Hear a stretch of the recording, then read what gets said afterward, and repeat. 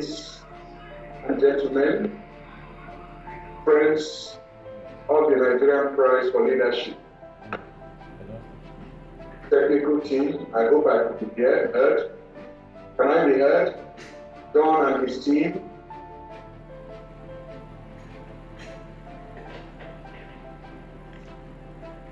Okay. It's my pleasure. It's my pleasure. Okay. It's my pleasure. My pleasure to once more welcome. Can somebody confirm to me if I am being heard? Thank you very much. Yes, we can hear you. Thank you very much. Thank you for joining us again. It's always a pleasure to come together once in a month to look at issues of nation building and development. Many of us on this platform have come to the conclusion that leadership is so critical, leadership is key, leadership is essential, leadership is what makes situations change in every nation. Nigeria is not different. When you have the right leadership, you will have all that is required. May I pause at this moment to invite us to take on the national anthem. We must always show respect to our nation. May we therefore take the national anthem. Thereafter, we take the second stanza as national prayer. So we're going to take the two together, beginning with the first. Rise, O compatriots, Nigerians all today, to serve our fatherland with love and strength and faith. The level of our heroes' past shall never be in vain.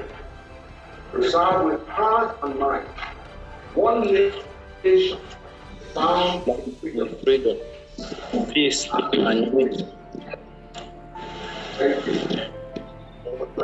The second stanza, that prayer, O God of creation, direct and open course.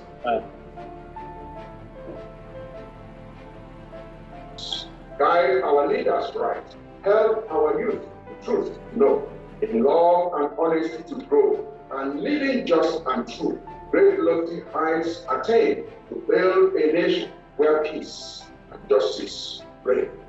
May God continue to help us, thank you very much, to build a nation where peace and justice reign.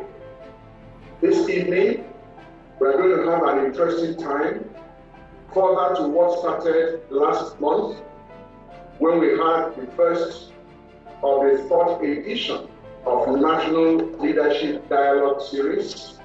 The theme was on identifying and harnessing our shared heritage. That was the focus for last month. Of course, our generic theme remains rethinking culture.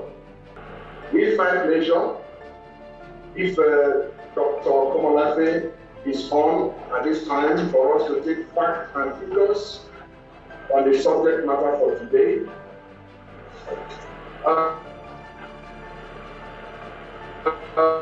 Today, apart from the fact that everything rises and falls on leadership, as the Maxwell will say, some others have said that behavior is very key, and that everything rises and falls on behavior.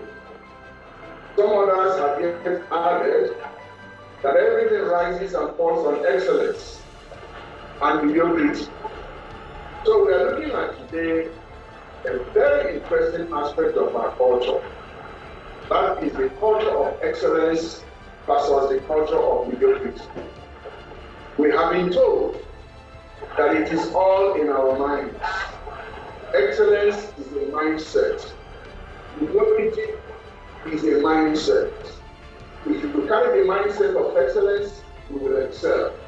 If you carry the mindset of mediocrity, you will continue to look for mediocre things, because life becomes life. And this is why we want to bring these things out in very clear terms so that we understand. I don't want to join forces, as it were, with our speakers and panelists, because I know they will do justice. But I'll simply say a few things about what Samuel Huntington has said in 2000. He said that how in the early 1960s, Ghana and Korea, broadly comparable in terms of income per capita, structure of production, and foreign aid. 30 years later, the contrast could not be more pronounced. According to Huntington, culture had a major role in explaining it. South Koreans value freedom, investment, hard work, education, organization, and discipline. Ghanaians had different values. In other words, values that they put in place influence the outcome that they reap. Lee Kuan Yew, that Singaporean founding father, who was credited with rapidly transmitting the country from a developing third world country into a developed first world country, visited Nigeria and put down his impression of the country, which was the hallmark of his observation. And I quote him, "I went to bed that night, convinced that they were a different people playing a different set of values." That's Nigeria. Speaking about Nigeria and Ghana, later I wondered what would have happened in these two countries. They were the brightest hopes of Africa, the first two to get their independence, Ghana in 1957, followed shortly by Nigeria. I was not optimistic about Africa. In less than 10 years after independence, Nigeria had had a coup and Ghana a failed coup. I thought their tribal loyalties were stronger than their sense of common nation.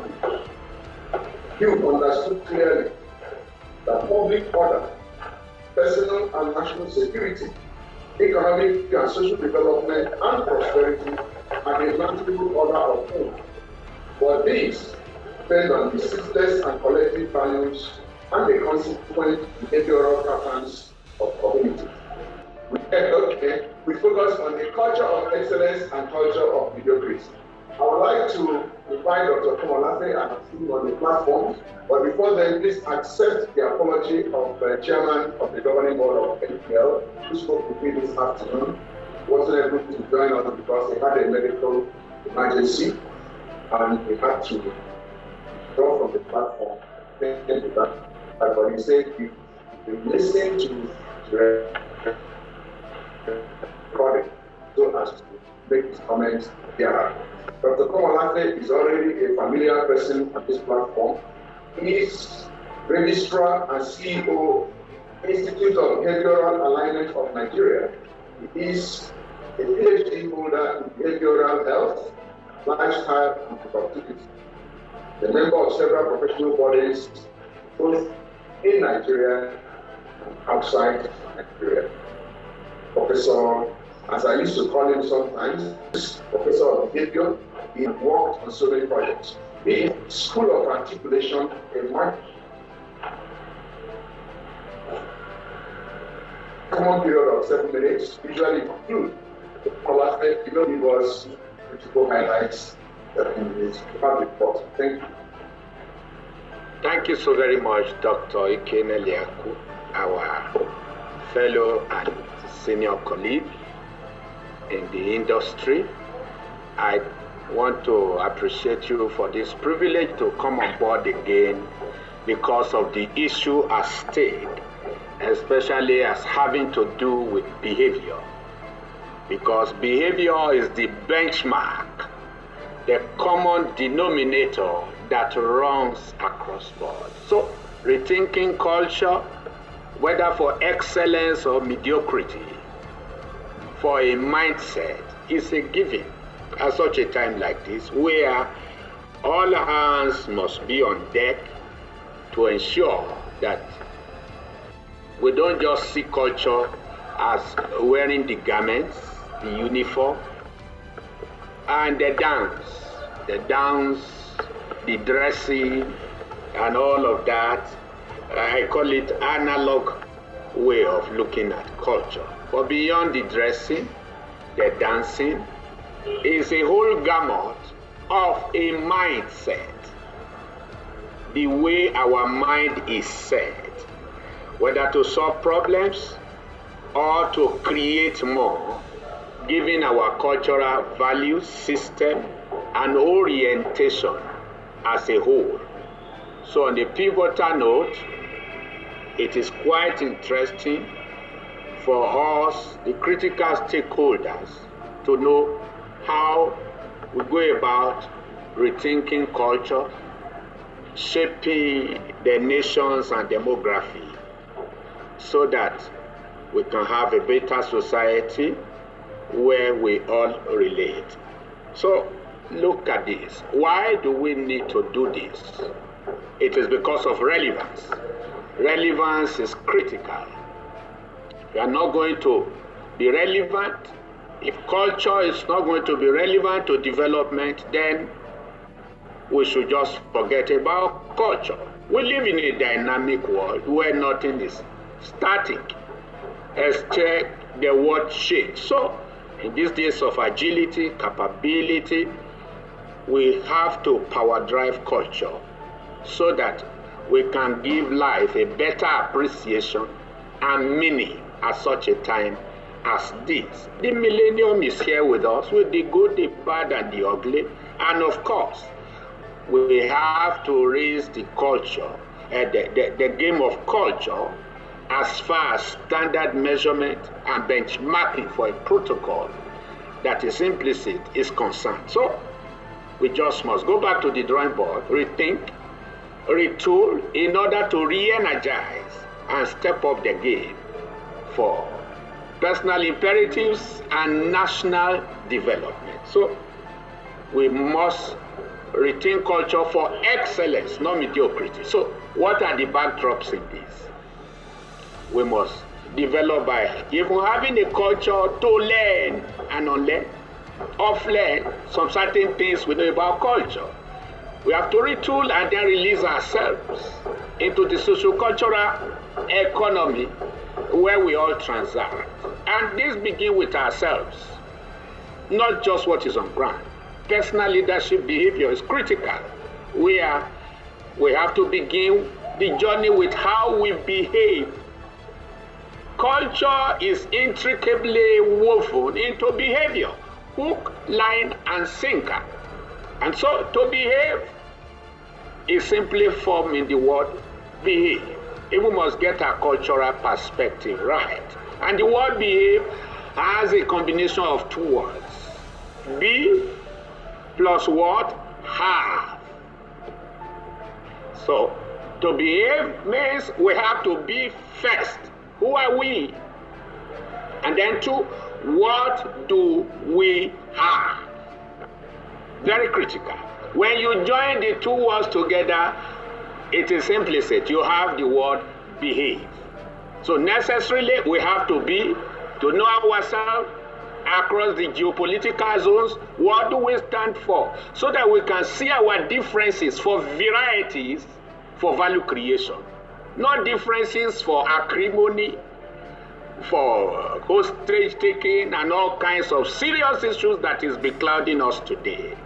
So we necessarily must be, in order to sufficiently have a nation whose cultural values and systems are woven into value creation and national development. So, like I said, we cannot be lizard in ourselves and expect to become crocodiles outside. So we need to find our place and then take our space when we are talking about overhauling culture, rethinking culture in the place of excellence. So what do we check in the school of behavior We want to check your capacity, our different capacities for self-consciousness, personal identity, management, for relevance, capacity to enjoy community fellowship, where the Igbo will not look at the Yoruba and say this one, where the Hausa will not look at Kanuri and say that one, where we need to possibly come together for an appreciable blending in order to bond. So that's what I call community fellowship. Then our capability model must necessarily also be overhauled. What I titled in one of my work calls the no-brochure strategy that endears you to the rest of the world, beginning from our nation, Nigeria. And it is power, people, platform in pursuit of purpose, beyond the dress and the dance, beyond what we wear, but essentially what is wearing us, beyond how we dance, but how our dancing steps is creating the shifts over there. So, if you must not flutter in mediocrity as far as culture is concerned, what are the types of models that are prevalent around? You have 2 minutes, sir. Wow. So, and now I borrow a leaf from John Maxwell that if we must develop culture and have a cultural mindset that is positive and excellent, his leadership style, we can weave it into culture in terms of position, permission, production, people development, and pinnacle, so that we know that what we are doing is excellent. And to doing that, it's not going to be mediocrity when we approach it in 2 dimensions, 3 dimensions. What is ingrained in us as per our DNA? How are we exposed to constant knowledge, virtue, competence, and then the societal gaps and loopholes we necessarily will want to block. In fact, that makes more sense to me than any other thing. If we are overhauling culture, then we need to understand society, roundabout, and then have a critical connection to the society where we transact, so that this marriage will give birth to a solution and an intervention where we'll be able to find an appreciable chemistry that positions us in our place individually, regionally, psychosocially, and then at the end of the day, we'll be able to capture our space and influence the society culturally. So we need the people behaviorally who can find their place in the middle and then take the space in value creation. When that is done, then we are good to go as per excellence. And you see, as I round up, a triangle 4 is created from the 3 circles, whether the circles are perfect circles or not. When we are the right people and we position ourselves right, we are going to generate our value placement for which we are going to engage the society. So, to arriving at this finally, there is an assessment test which we are going to expose to every participant called Cultural Development Assessment Testimonial 101, that will show you whether you can find your place in 4 in order to take your space all over in 5. When we get that done, then we are good to go. Other things you can read as per how we need to behave and taking our space so that we can do the rest and save society and grow our culture. So, exploration, we dig deep. What is in situ? Expression, we bring it out, what is dog, and then remodel and reestablish to have the final thing. So I think others we can read off and then get it. Thank you so very much. Thank you, Dr. Komolade, or Professor of Behavior. Thank you very, very much. Time is never enough because we have so much to read. Maybe someday we are going to just convene a session for behavior and focus on it all through. Thank you very much. Now that the foundation has been put in place, we will go into the core of the matter. Our lead speaker for today is a young man, a multi-skilled public policy, international development, global affairs, communications, strategy execution experts with over 20 years of experience working in Africa, Europe, and the United States. He is a seasoned policy analyst, an advisor, a speaker, an author, a conference moderator and chair, a trainer, a media commentator. He is also a mentor to promising young people for careers in public policy, governance, and international development. He has held senior positions in the international development and public sector consulting sector as Director of Public Sector Development at the Palladium Group, the International Development Consulting Firm, and also as the Senior Public Sector Advisor at McKinsey & Co. I'll take that again so that we understand it clearly.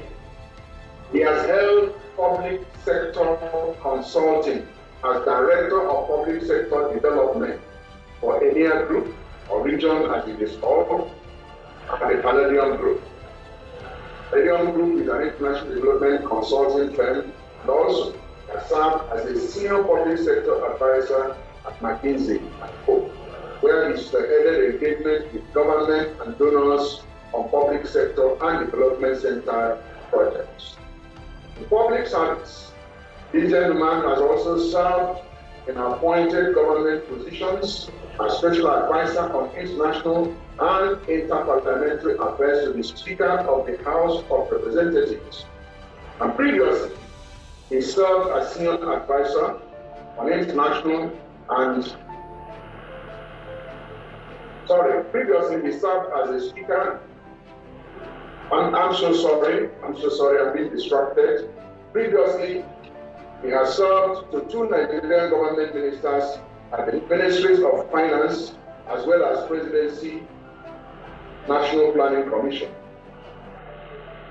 Before this, he headed the Research, Policy and Strategy team of the UK Department for International Development, that's PFID.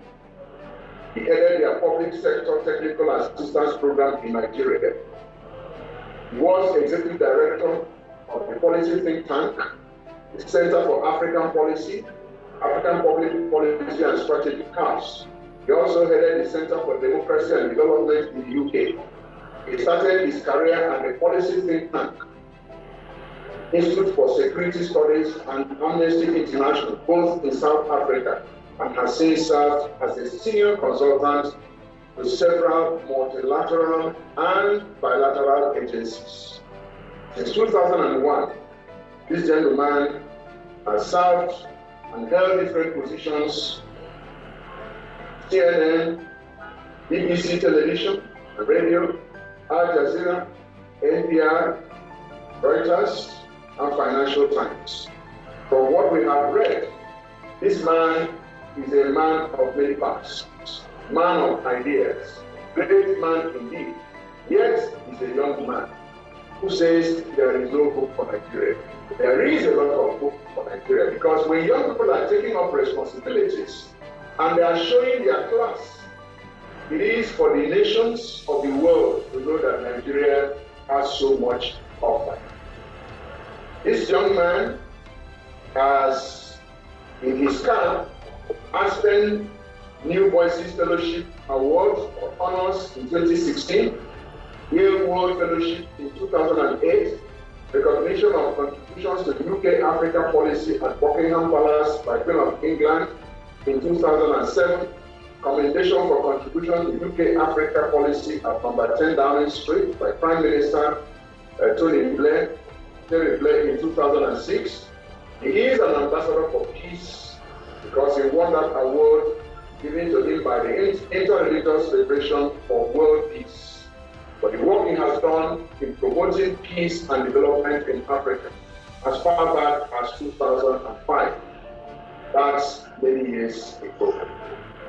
Ladies and gentlemen, I am being given sign that this man's CV is taking too much time, and I will give him space for him to speak. So I will yield to popular demand and give the platform to no other person as Mr.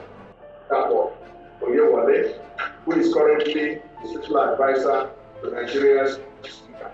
Mr. Oyewale, you have the platform. As the lead speaker, you will speak to us for 20 minutes, and we believe that by the time you are done, we shall see the difference between excellence and mediocrity.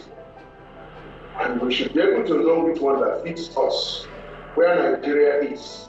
Are we sojourning to excellence from where we are coming from, or are we celebrating mediocrity, and then we have accepted the mediocre mindset? You have the floor. Thank you very much.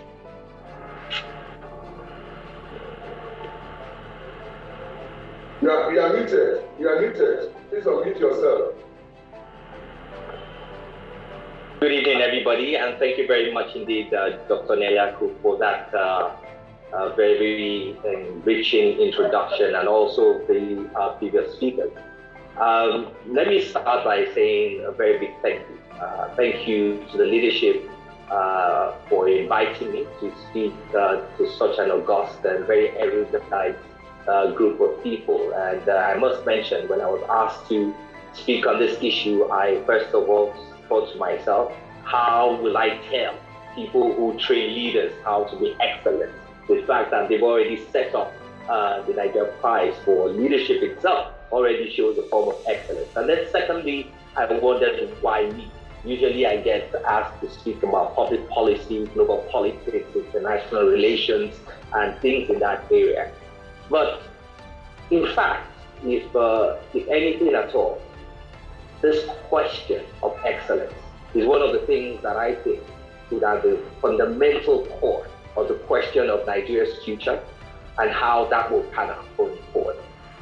And let me start by saying that what is culture really? There are four elements of what I've been asked to speak about. One is culture, one is excellence, the other is mediocrity, and the fourth is mindset. Culture, quite simply put, is the way of life of a people, how they have chosen to live their lives and how the tradition they built around it.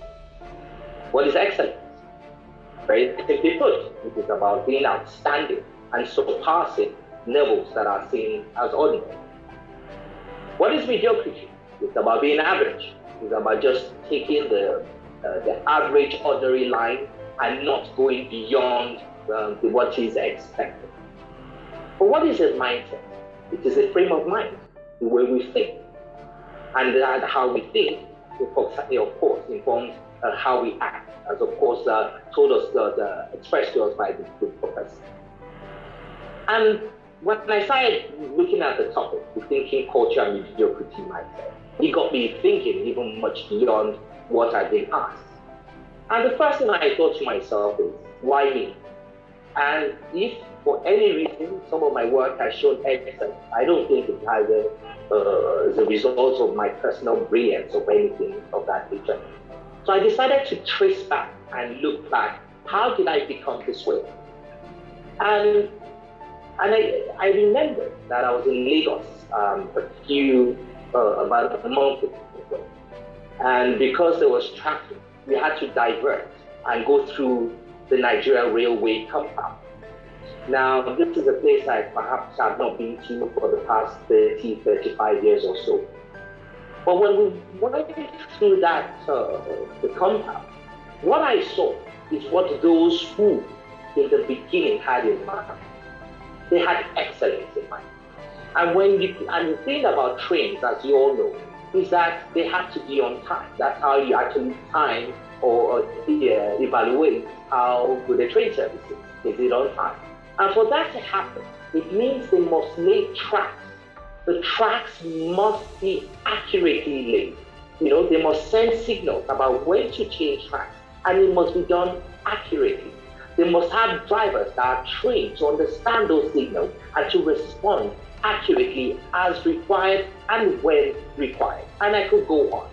And as I was going through the Nigeria Railway service, what I did notice of the current Nigeria Railway compound was that irrespective of the fact that those who designed that compound had excellence in mind, there was one thing missing.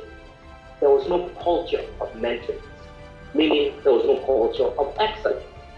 And therefore, you go through that place now and it's completely dilapidated. But my story is a bit of a personal one, because one of the people that built that place was my grandfather, who was a railway worker. And I began to think to myself, if my grandfather was one of the people that laid the tracks here, the tracks that are no longer there, what track did he leave behind in his own wake? Then I realized, well, my father is an engineer. My father stowed away on the ship, worked his way on the ship, washing the deck, of course at the risk of being thrown overboard, and went to France and trained himself to become an engineer. And then returned to Nigeria working for ITT. Many of you may remember ITT, which was one of the foremost telecoms companies. And there was something my father used to say to me every single day. And he said to me that his boss always told him this as an engineer, that what makes the difference between an ordinary engineer and an extraordinary engineer is the concept of attention to detail. That word, attention to detail, became a watchword in our entire family. And then I also became a military cadet at some point, a Navy cadet. And of course, in the military, you all know only too well. It's about order, it's about structure, it's about reliability, it's about punctuality, it's about excellence. And then I began to realize that, indeed, the whole notion of excellence can only be sustained by a culture. And that when we look at our country today and some of the challenges that we face, it is because in some families, that culture of excellence has not been put in place. In some institutions, in some organizations, in some companies, in some parastatals, that culture of excellence has not been put in place. And then when you look, for example, at some countries like Germany, when you say a German vehicle, immediately your mind goes to excellence. But when you talk about a Nigerian made product, what do you think about? I will leave you to answer that question. But what became to my mind, and this is the core of my conversation, ladies and gentlemen, is that where does that culture of excellence come from? And of course, many of us know about the nature-nurture debate. Is this something you learn, or is this something that you're taught? I actually think it's both. But the fundamental issue there is the element of choice. Do you choose to be excellent? In the course of my thinking, I began to think about a lot of people that I've met. Many of them who perhaps are even on this call. Some I've met, some I've read about, or some you've just observed from a distance.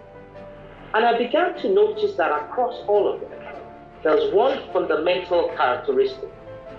And I have chosen to, shall I say, coin that, what I would like to call the X factor. I call it the X factor because it is the extra factor. And what do I mean by the extra factor? It is the fact that people that you see that demonstrate excellence fundamentally are always keen and committed to going the extra mile, doing the extra work, making sure they check, they double check, and they triple check their work, making sure that whatever it is that their hands are given to do, they give it their very, very best. And you will find it in every sector, whether it's in government, whether it's in the private sector, whether it's with athletes. That fundamental notion of having the X factor, being somebody who says that whatever it is that I do, whether anyone is watching or not watching, I will give it my absolute and complete best. And of course, I keep hearing at the back of my mind, and you will pay attention to the detail. When I moved back to Nigeria, one of the phrases that I used to hear a lot, and that used to really irk my soul, was this concept of Oga, if you manager.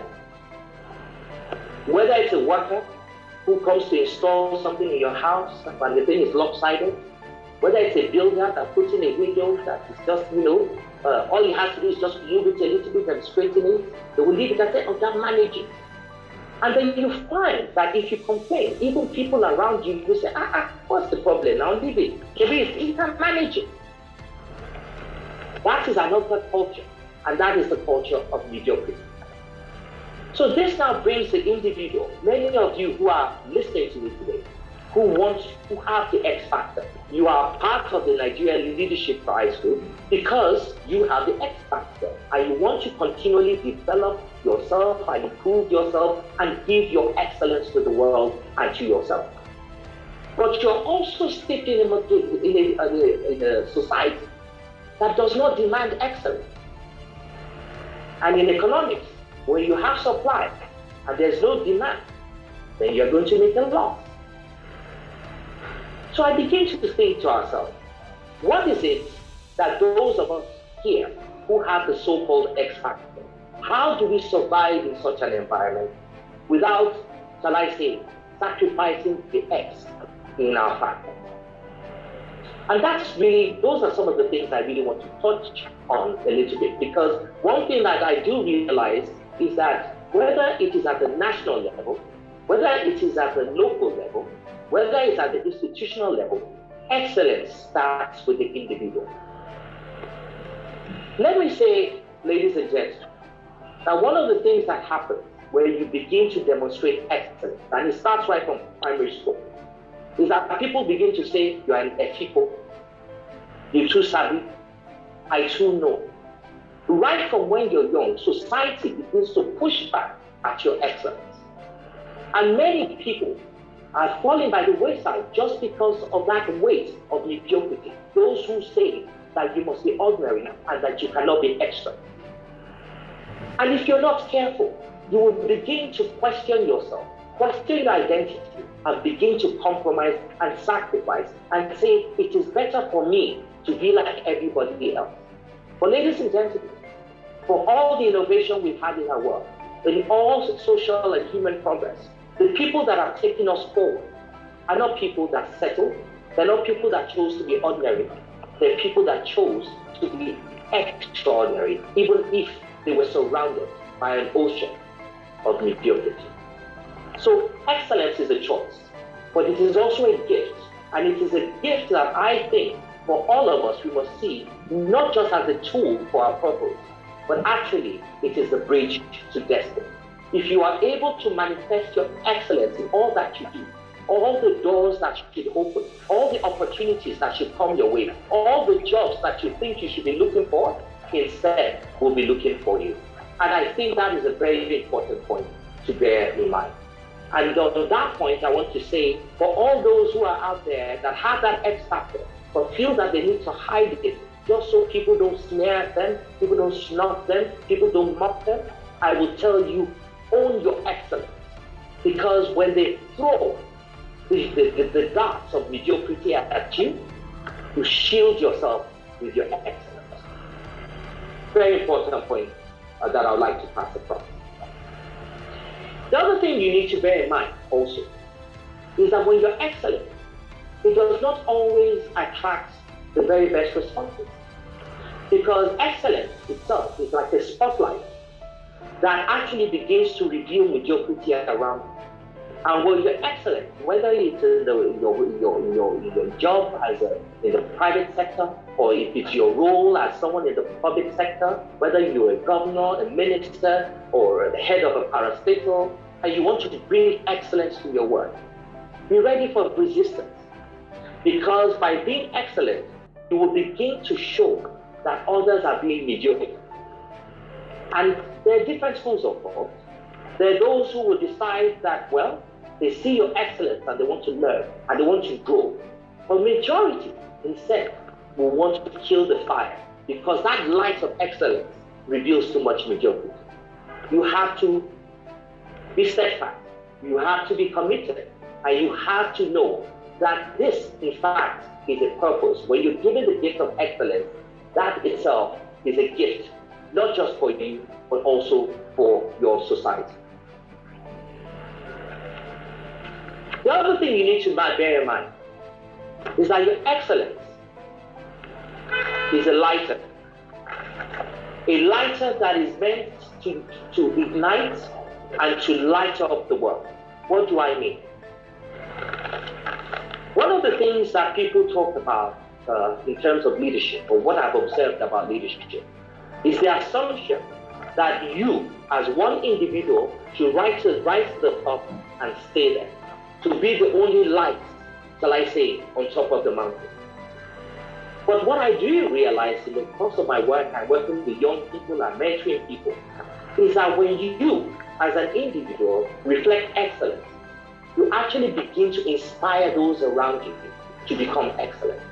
And really, your objective is not to try and prove to others that you're better than everybody else. No. It's to inspire and help to unleash the potential and the belief that others can have, that they also can be excellent. And then to be intentional about helping them to actually unleash that potential through your mentorship, through your training, and by equipping them with the skills that will translate their talent into an actual tool. So yes, it is fundamentally important that even as you're demonstrating your excellence, you realize that it is not just about you. It is also about inspiring many others around you. Then I'd like to come to the issue of our dear country, Nigeria. In terms of governance, as Dr. Neliaku mentioned earlier on, when I moved back to Nigeria, I moved back as the head of policy and strategy for a UK-funded program, which had the responsibility of working with different arms of government to increase their capacity for policy and strategy. I worked in Kano, I worked in Jigawa, I worked in Enugu, I worked in Lagos, and I worked across our country. And one of the things in so doing is that you will meet different people, different cultures, different orientations, different perspectives. You will. But one of the things I began to see, because we have conducted what we call the needs assessment, the self-needs assessment, and often we'll ask civil servants, please, assess yourself. How do you think you are doing when you're rated 1 to 5 in terms of public service delivery? It was very interesting to me in the course of conducting this needs assessment that quite a number of the civil servants that we met actually scored themselves exceptionally high. But when you go to the people who they are serving and you ask them to score on the same thing, they will score them exceptionally low. So I began to realize that somewhere in our country, there are the citizens that have high expectations, and there are those who are meant to deliver services to the citizens who have lower expectations. How do we fix this? In my experience working as a special advisor in the Ministry of National Planning, also in finance and also in the legislature, one of the things that have come true, or that I've seen that is true, is when they say a fish rots from the head downward. And that's leadership. The role of leadership in being able to transform an institution, in being able to transform the work culture, and how that itself can move to transforming the performance of our country, I think is fundamental. But ladies and gentlemen, the question I have to ask as citizens, as members of the electorate, especially now that we're in the electoral season, is how many of us are demanding excellence from the people that we're about to vote for? Very few. We ask about their ethnicity, we ask about their religion, but do we really ask if they have been excellent in demonstrating their value to our society? If we do not demand this, as the saying goes, we will get the leaders that we deserve. But ladies and gentlemen, I do believe that Nigeria deserves a whole lot more. The second issue I wanted to talk about is about the youth. Just a few days ago, I had the honor of being appointed as the first director of the Legislative Mentorship Initiative, which will focus on building public sector leaders for our country. And I hope any of the young people who are listening to this conversation or discussion will also be people who will be keen to apply. The idea is to provide rigorous training in the ethics, the ideology of leadership and public service, but also to provide embedded internships, and of course, with the objective of being able to find our young public servants the opportunity to serve and to start working in the public sector. Now, what is interesting is that in the period, I think we launched this on Sunday, and today is Wednesday. And it's interesting, we had almost 1,500 applications, meaning there are young people out there who are keen, who are eager to learn, to serve, and to become the best that they can be and demonstrate their excellence in taking our country to the future. But that is just a small percentage. I am concerned about the young people, many who I also meet, who do not believe that they should apply themselves, who think that they should find and cut corners and find the shortest way to achieve what they see as success. Young people who will tell you that if you do too much work, that means you are suffering. Young people who do not imbibe this culture of excellence that we talk about. The excellence, which is what great nations are built on. So that, I would say, is another thing we need to talk about and to focus on. How do we build a culture of excellence with our young people? But how do we make it attractive? How do we make excellence not seem like a burden? And how do we demonstrate to young people that excellence is the only sustainable way to build a successful future? I think these are fundamental questions that we need to ask. Then the last point I really would like to make is that you can't build a nation if you cannot build yourself. And this is one of the things Nelson Mandela said. And even this gentleman that you see right behind me, Barack Obama, I keep him there all the time because he begins to tell you and show you what can happen when anyone applies themselves to excellence. When you look at Barack Obama's life, there is nothing whatsoever in his past that would indicate that he will be the first black president of the United States. First, he had a name called Barack Obama, which sounds like Osama. Secondly, he had an absentee father who was not there to nurture and to, help him to grow. Secondly, he had the dichotomy of identity, of being mixed race. And he did not even come from a wealthy home. Everything that Barack Obama drew with, honestly, said he would more or less amount to very little. But this man standing behind me is one of the greatest symbols of excellence and is one of the greatest inspirations that tells you what you can be, who you can be, and what you can achieve if you apply yourself to excellence. And in our country today, it is my hope and my prayer that from this particular group, that younger people will be able to look around and say, this person demonstrated the excellence that inspired me. This person led a project in a way that was so excellent, it made me invest in a whole lot more and to learn a whole lot more. And I, honestly, will urge each and everyone listening to understand one fundamental thing also.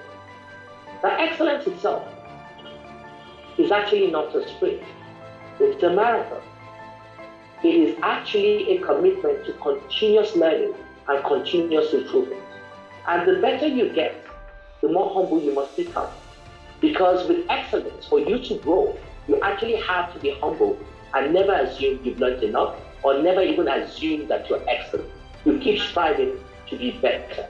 And by striving to be better, you keep striving to make those around you better. So ladies and gentlemen, I'm talking to people who are already excellent in their own right. I'm talking to people who are already leaders in their own right. So my objective today was not just to lecture. It was to actually get us thinking, get us talking, about how do we begin to inspire a culture of excellence in our country.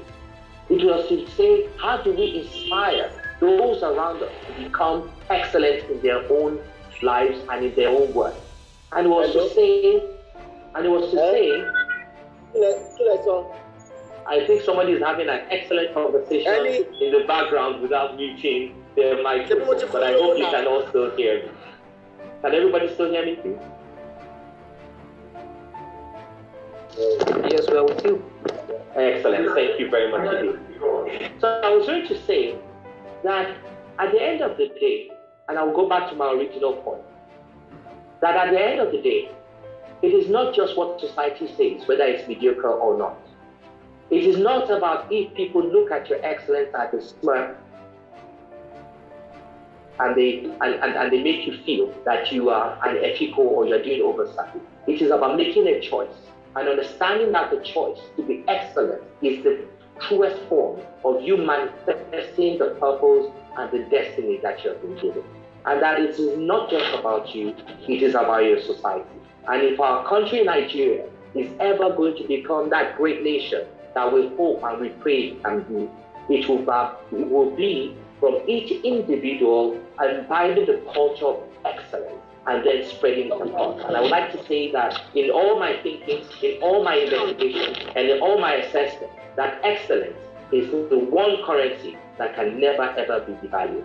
I think on that note, I will pause and just say a very big thank you for giving me the opportunity to talk to you today. And of course, I look forward to the discussion that we'll be having going forward. Thank you for being excellent listeners. Thank you very much. Thank you, Mr. Yewale. Thank you. Excellence is what, I hope I am unmuted. Okay. Excellence is one currency that can buy everything. That's a profound way to land on this very important discussion.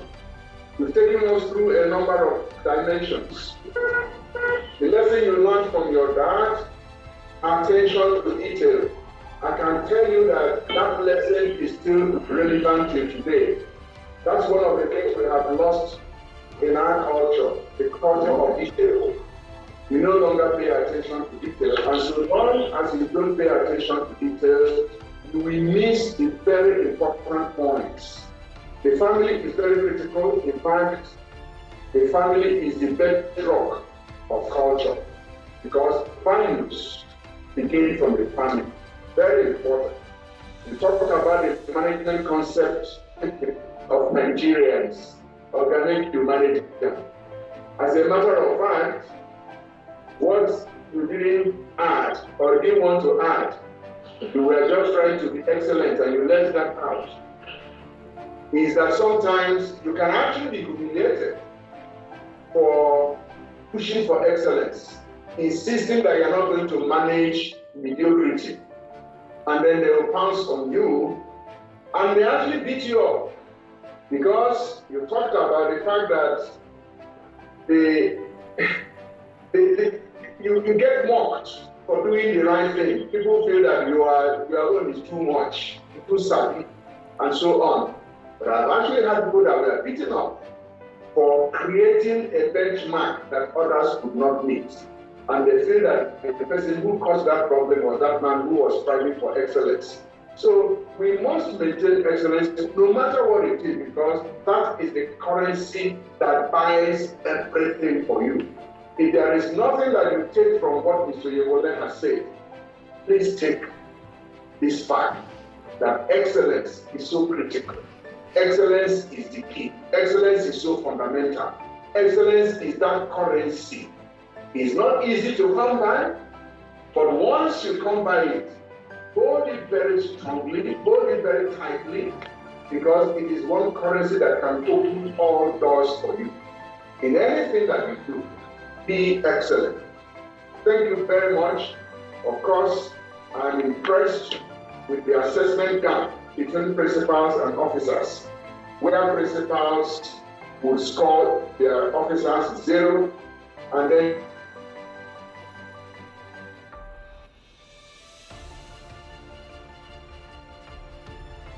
officers will score themselves, believe that he's doing so well, but the principal believes that this person is not doing anything. Thank you very, very much. We will now proceed to gender inclusion. All this while we've been listening to men, and we've been talking about family, we've been talking about values, we've been talking about the culture, the bedrock, the home. And when we talk about the home, we talk about mothers. Because mothers nurture the homes in the best way that they can work out for us. So we are going to take a journey to listen to a mother. She is a lecturer at the Department of Business Administration and Entrepreneurship at University Kano. She is a business development manager at Tech International Development Links Project in Nigeria. She is a former financial flows manager at TTID. She is, more importantly, and she wants me to mention this, she is a mother and she is a wife. And she believes in the contribution of women in national development. She's not giving to too many introductions. She simply wants you to listen to her and to get the best out of what she will be. So on this note, that I am delighted to welcome our next speaker. She is Mrs. Umi Rahman Sheikh, all the way from Kano. She's going to speak to us for 15 minutes. Kindly unmute yourself, Umi, and then speak to us. You have the platform. Thank you. All right. Good evening, everyone. Thank you, sir, for this powerful introduction. I sincerely appreciate. So I request to stand on the existing protocol.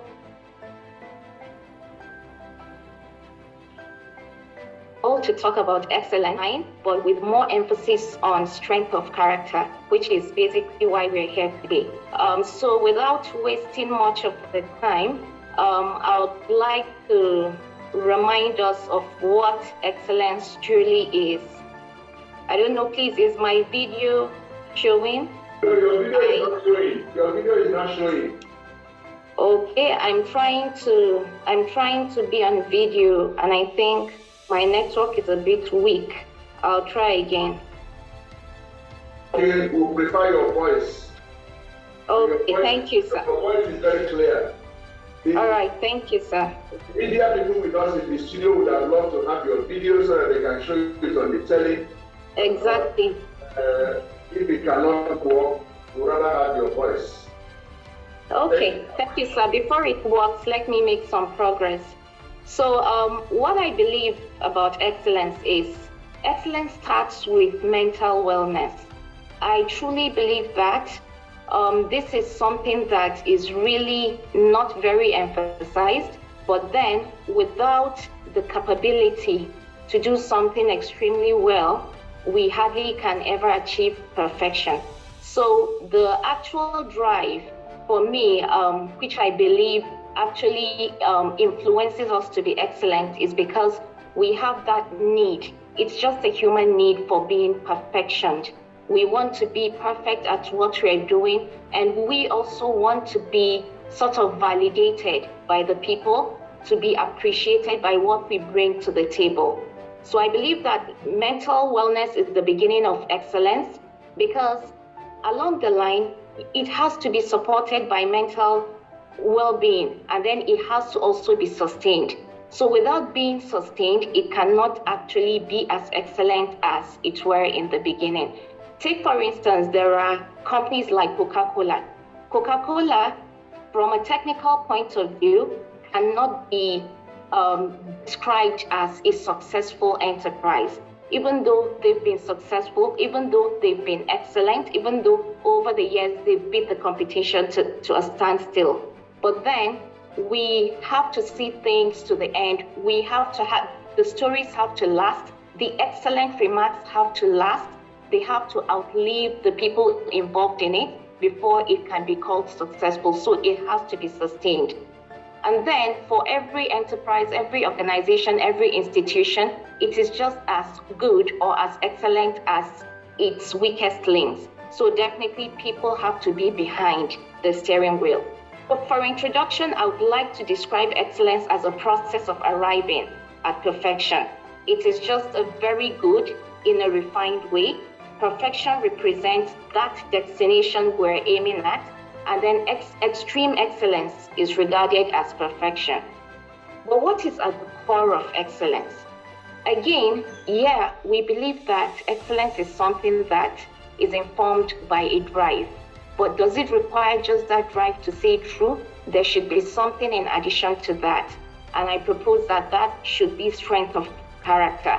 I like what the presenter pointed out earlier, that you have a tendency to be frustrated out of being excellent.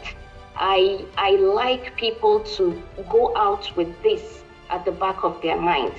A lot of us have been disappointed by life because going through nursery school, primary school, the kind of homes we're brought up into, we actually were made to believe that excellence is non-negotiable. And we were all through appreciated for being extremely good or being, recognized for our efforts. And then we were punished for being definitely bad or something like mediocre. But unfortunately, when you go to the real world, there is something called politics. I don't admire it at all, but then it is something that should be replaced as well with emotional intelligence. So I feel at the core of excellence, you just have to be diverse and you have to be multi-dimensional in the way you execute your strength. So definitely you need at the core of that some strength of character. You need to understand how the switches work. You need to understand when to act in a particular way and when not to. So that strength of character is something I like to point out. I also want to emphasize the drive, what actually influences us to do things to perfection, to do things with great attention to detail. What keeps us going as well? We need to understand that, how to sustain the fire, because I just can't understand excellence without fire at the back of my mind. It's usually a fire, it's usually something that can withstand, it's something that brings resilience into you. So how do we sustain that fire? We can't go far without strength of character. And of course, there is something that I mentioned earlier, emotional intelligence. I realized that in the course of being excellent, there are instances where we lose the people we're supposed to. Okay, sorry, that's some background noise from one of the people. So we lose the people, we lose the validation because we fail to remember or we fail to acknowledge the fact that people are just not the same. Individuals are different and we're blessed in our differences. So we have to be human. While being excellent, you can't be excellent and then not take into consideration the weaknesses of other people. So while you're being excellent and you remind other people of their weaknesses in a very rude and intolerable manner, they kind of fire back in the best way possible, and that ridicules your level of excellence and it condemns the entire thing you're bringing to the table. So I think we have to pay attention to humanity and modesty as well. So we also have to remember that excellence can be found in humans, and that is what is projected as excellence in institutions or in countries. So in humans, excellence speaks to the value brought to the table. How extremely good is it articulated in the first instance? How do you bring it to standard? Because intentions are not rewarded. At the end of the day, results are what are being expected. You are being rated according to the quality of value you've been able to extract from all your efforts. So how do you package it to standard? And how do you present it at the best way possible? How do you ensure that it is well and excellently communicated so that the perception is well achieved? And then how is it rated? All those come together to bring out something excellent in everything we do. But it's good to note as well that while we talk about excellence, we should always remember that mediocrity exists everywhere. I remember as a child, I was being told that Indians are very, very intelligent. And this was just in the very, very recent past. So Indians are intelligent, Indians are gifted, Indians have high IQ. This is usually what I'm being told about Indians. But taking a trip to India exposes a lot of not so good Indians. So I feel, we need to understand that excellence is not just a gift to humanity, it is something that is being brought out by human beings. It is something that is being communicated. I remember when I was being told that Africa is the most underdeveloped part of the world, or it is part of the less developed economies of the world. And then when I look at, athletics, I see that advanced countries go to the extent of getting Africans to do their bid. So I feel there is something good about Africa. It's just that it needs to be packaged, it needs to be communicated well in the right time and at the right places. And those are just a few examples. So I also remember that my dad used to tell me about the Jews, how everything they touch turns to gold. That is a sign of excellence as well. I also remember that the Arabs, I was being told that they have retentive memory, and going through school with them, I realized that even when they don't understand something, they have that capacity to retain as much. That is also core signs of excellence. I remember the Chinese, that when they stick to discipline, they don't let go until they achieve what they have set out to. I also remember the Lebanese and all that. So these are the right. Excellence is not something that is all around. You just can't be excellent in everything. You have to understand your strength, understand your weaknesses, and then be opportunity focused. You just have to understand that it requires a sacrifice. So look at the goal. Don't just look at the trouble involved in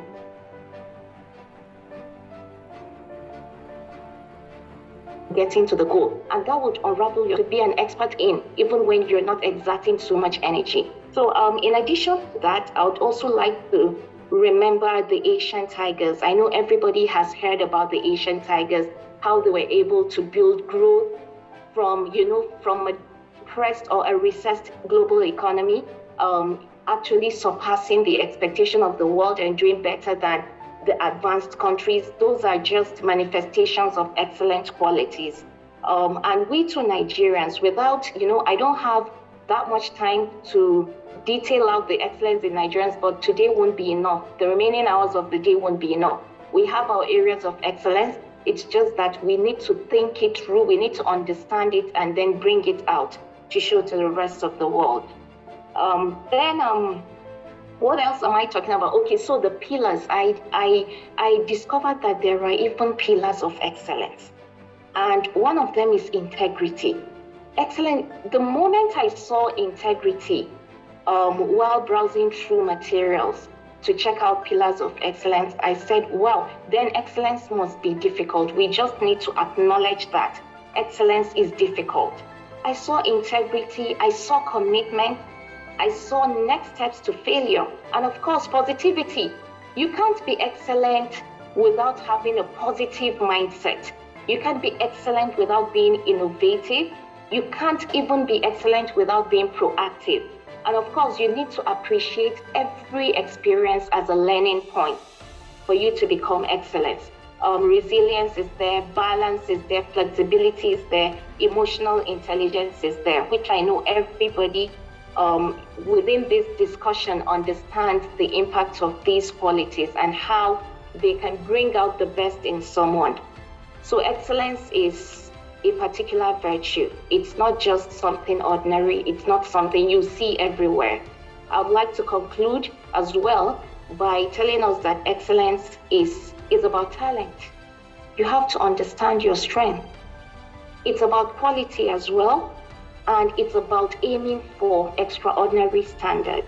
Excellence is not just a one-time wonder. It is a condition of superiority.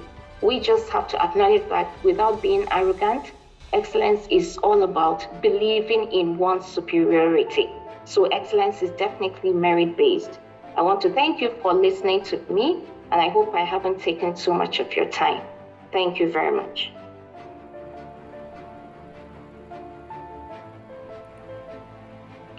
Thank you. You've spoken so well. Thank you.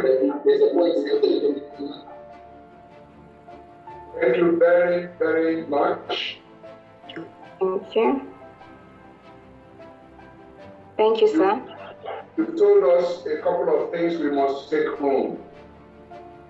Excellence starts with mental wellness. In other words, somebody who is mentally ill does not go near excellence. When you see a madman challenging you with excellence, the best thing for you is to hide under the table because something is fundamentally wrong. In other words, if you don't have mental wellness, don't come near excellence. This is very important. If we are to project this further, it means that those who celebrate mediocrity, we need to be examined in their minds. Something may have gone wrong. The human need for validation is one of the factors that influence the culture of excellence. The sustainability of excellence is a process of trying to arrive at perfection. So perfection drives excellence. Very important. Excellence rides on strength of character. This is very important because if your character is not something to celebrate, you can't be excellent. Intentions are not rewarded. Results.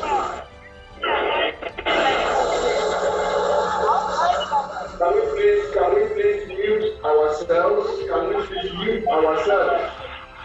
Every time can we mute the person?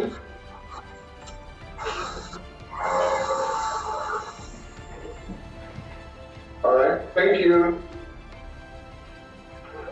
I would like to pause at this point to emphasize a few things in this area of intentions being rewarded. When Mr. Oyewole spoke, our big speaker for today, he talked about sometimes when we say, "Oga, make you manager now," and it's interesting that when Umi spoke, she talked about rewarding intentions instead of excellence or instead of result. I've had occasions to take my vehicle to a mechanic workshop many years ago when I was living in Lagos. At the end of the day, the man succeeded in spoiling the car more than the effort that was required to fix it. And when I came, he gave me the key. I drove out for about 10 minutes and they discovered that the car had become worse.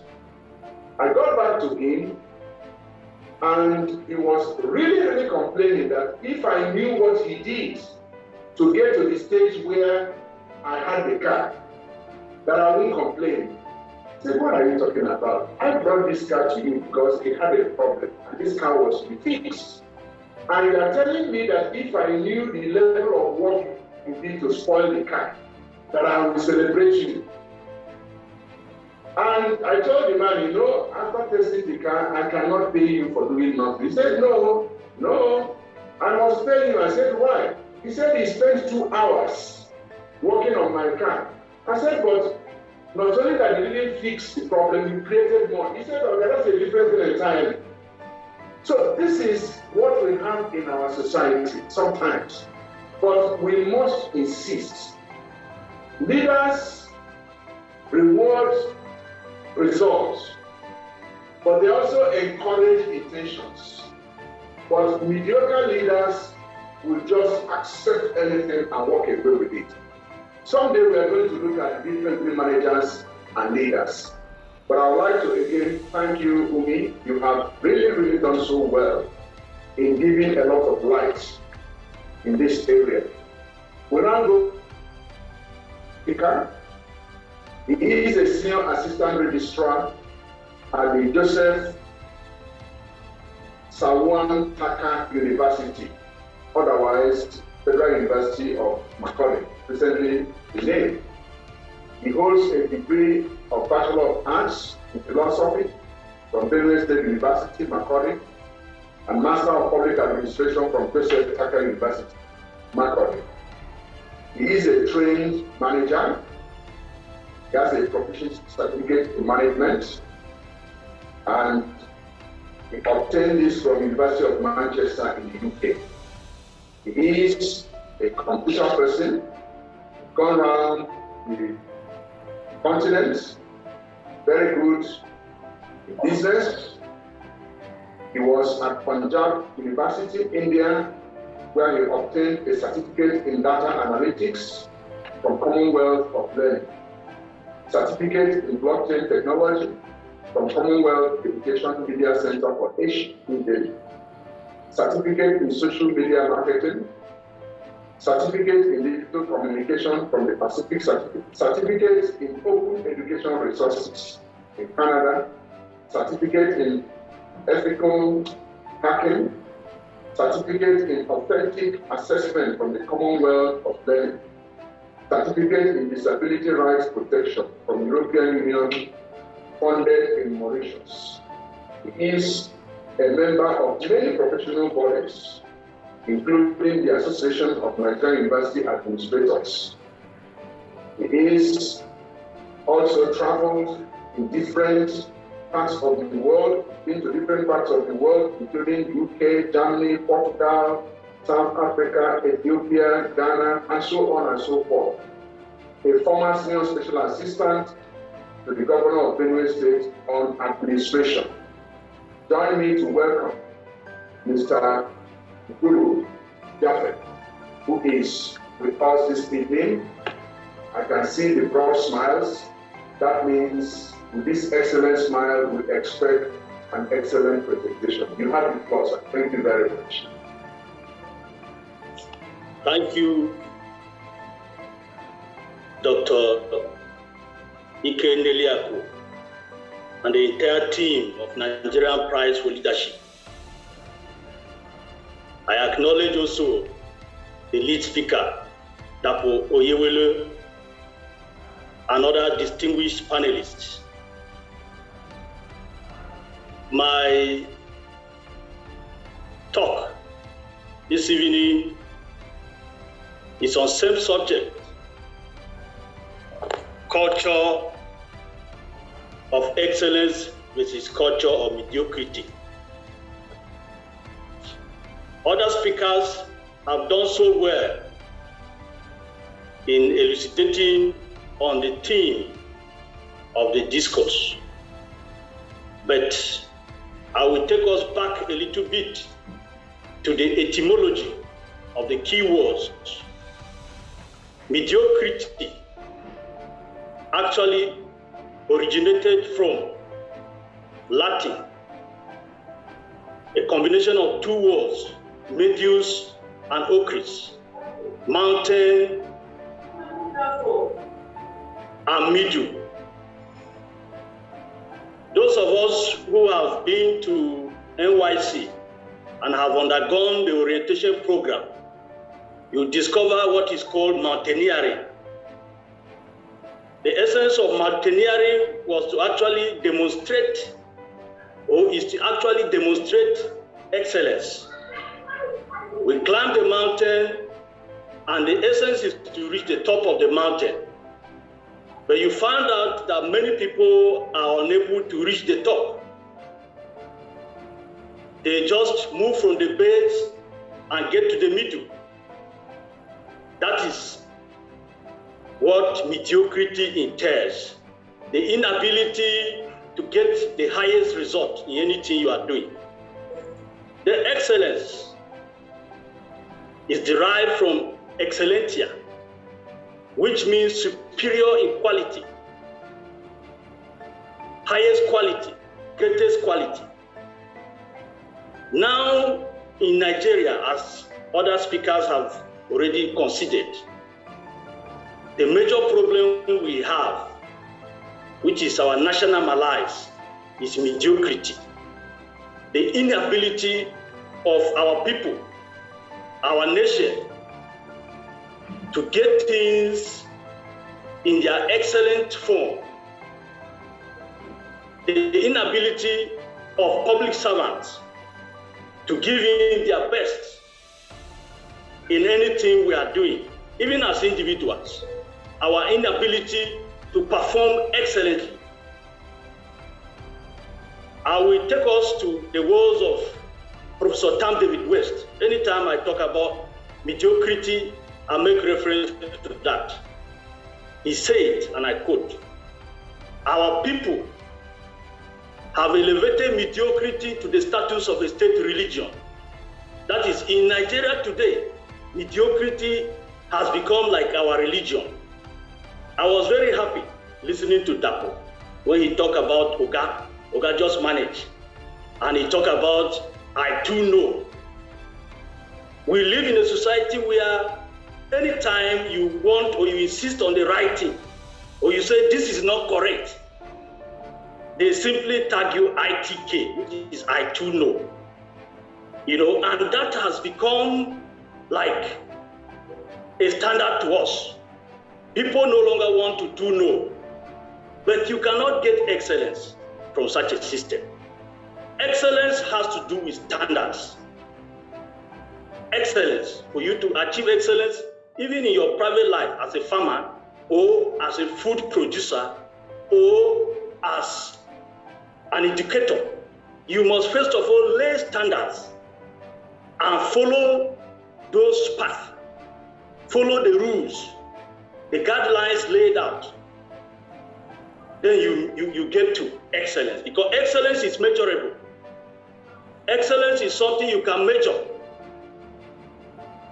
The other speaker spoke about integrity. Yes, that is the first step to excellence. For example, if you are a civil servant or you are employed, and during your documentation, you have to tinker with your age, for example, by padding it, you have already breached the code of excellence. It means that in your production or productivity, if there is any room for you to tinker with anything, you will do it. So you have already breached the code of excellence. You must have integrity before you deliver excellence. And at the institutional level, we need to have what is called quality assurance. Quality assurance is very important. We must set those standards in our institutions, in our offices, in our performance. We must have a matrix to show that this is what we need to do. This is where we need to be regarded as excellent. That is why in examination, we have grades. If you have less than 40 or less than 50, you are regarded as failure. The aim is actually to determine excellence. But we are having a problem in our country today because excellence has now been eroded, as Tam David West stated. Our people now, instead of following the rules, following the guidelines to excellence, we now boycott. And from the primary school level to the secondary school level up to university, we no longer have failures because everybody doesn't want to be a failure. What we have now is we have people with very colorful certificates. Someone who's writing SSC today, NECO and WAEC, you don't see people fail any longer. Everybody has fantastic results. Why? Because the institutions that are administering these examinations have actually not been able to keep to standard. In today's world, because of technology, you cannot administer exams in an analog way and get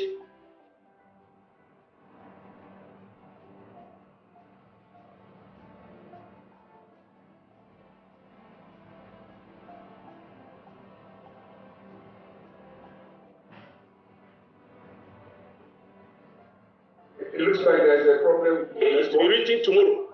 You will find the results and a fail. Now, what is the nexus between this excellent, in quote, result that we produce in WAEC and the failure that we record in JAM, we must establish that and know why. JAM has actually left the analog system. They have migrated into a digitized system of examination, such that for you to actually read it, you will have to also suffer a lot. So there is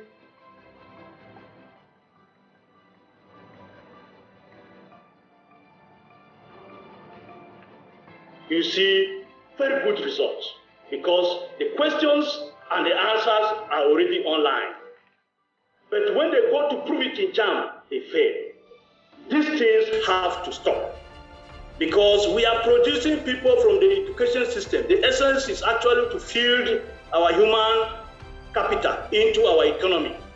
But when the human capital is not coming from an excellent perspective, as what we are seeing in our examinations, WAEC and NECO, what is going to be the performance? Someone who has actually been able to get A's, 9 A's, without actually reading, we have no reason to actually read again.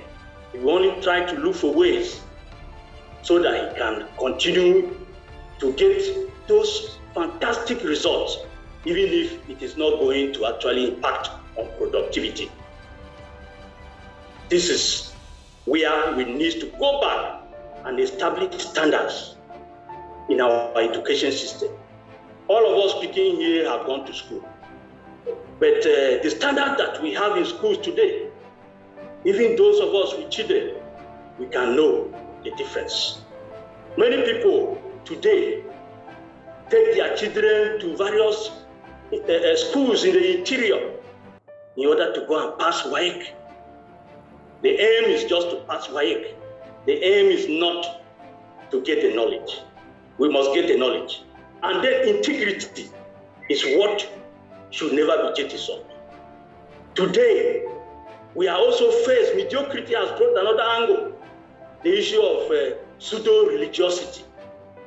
Religion, pseudo-religiosity. We just had presidential primaries some few days ago. And what are we hearing? Go to the newspapers, the only thing you hear is that so religion should produce the vice president. So religion should produce the vice president. We are not looking at the quality. We are not looking at the cognitive experience. We are not looking at the qualification of who should actually become our vice president. And the issue of integrity is very important. Integrity is transparent, just like excellence is transparent. We have a situation in our country today that we hide a lot. We hide a lot because there is no integrity. I have looked at constitutions of several countries in terms of the qualification for leadership. I don't see anything that has to do with anybody being required to have a certain qualification to be elected. But here in Nigeria, we have imputed qualification into our own constitution. And recently there was an attempt for people to bring in NYC. You know, countries that do not have any criteria in that regard, they have the best of brains who are actually leading them. The reason is because the public have actually accepted excellence. And when you come in to contest for an election, people look at you from what you can offer. They don't necessarily need you to come and submit a certificate, a certain certificate, or primary school certificate. You know, it is transparent. If you have, it's transparent. Nothing is hidden about it. So we must go back to transparency and the ethos of integrity in anything we are doing so that we can move forward. And as I said, quality assurance is very important and it has to be established. The first speaker or the lead speaker spoke about excellence not being an end in itself. What is excellent today will not be excellent tomorrow. So excellence is competitive and also comparative.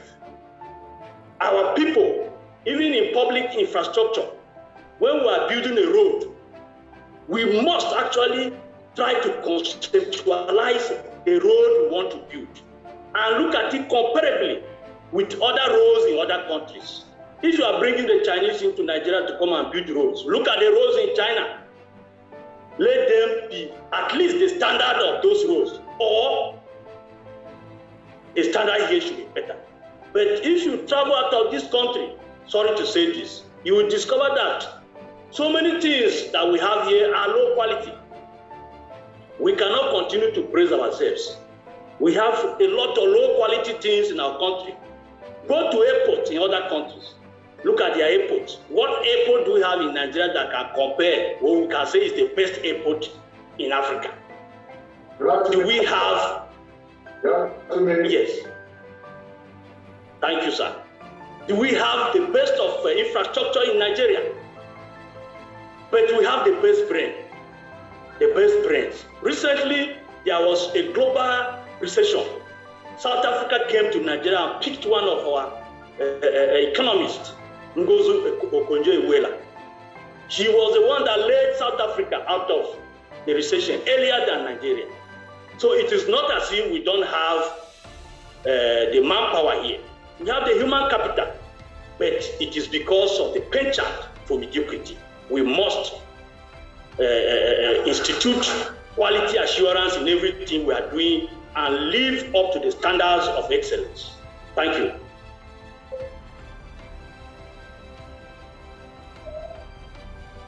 Very, very much.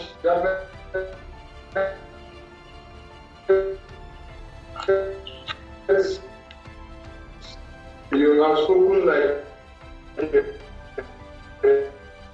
a lecturer who is within the academic, and you have spoken so well, laying the foundation. Where is excellence coming from?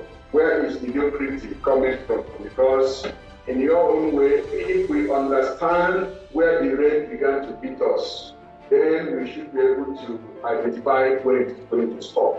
So we decided to take us from the foundation and then to build the superstructure and so on.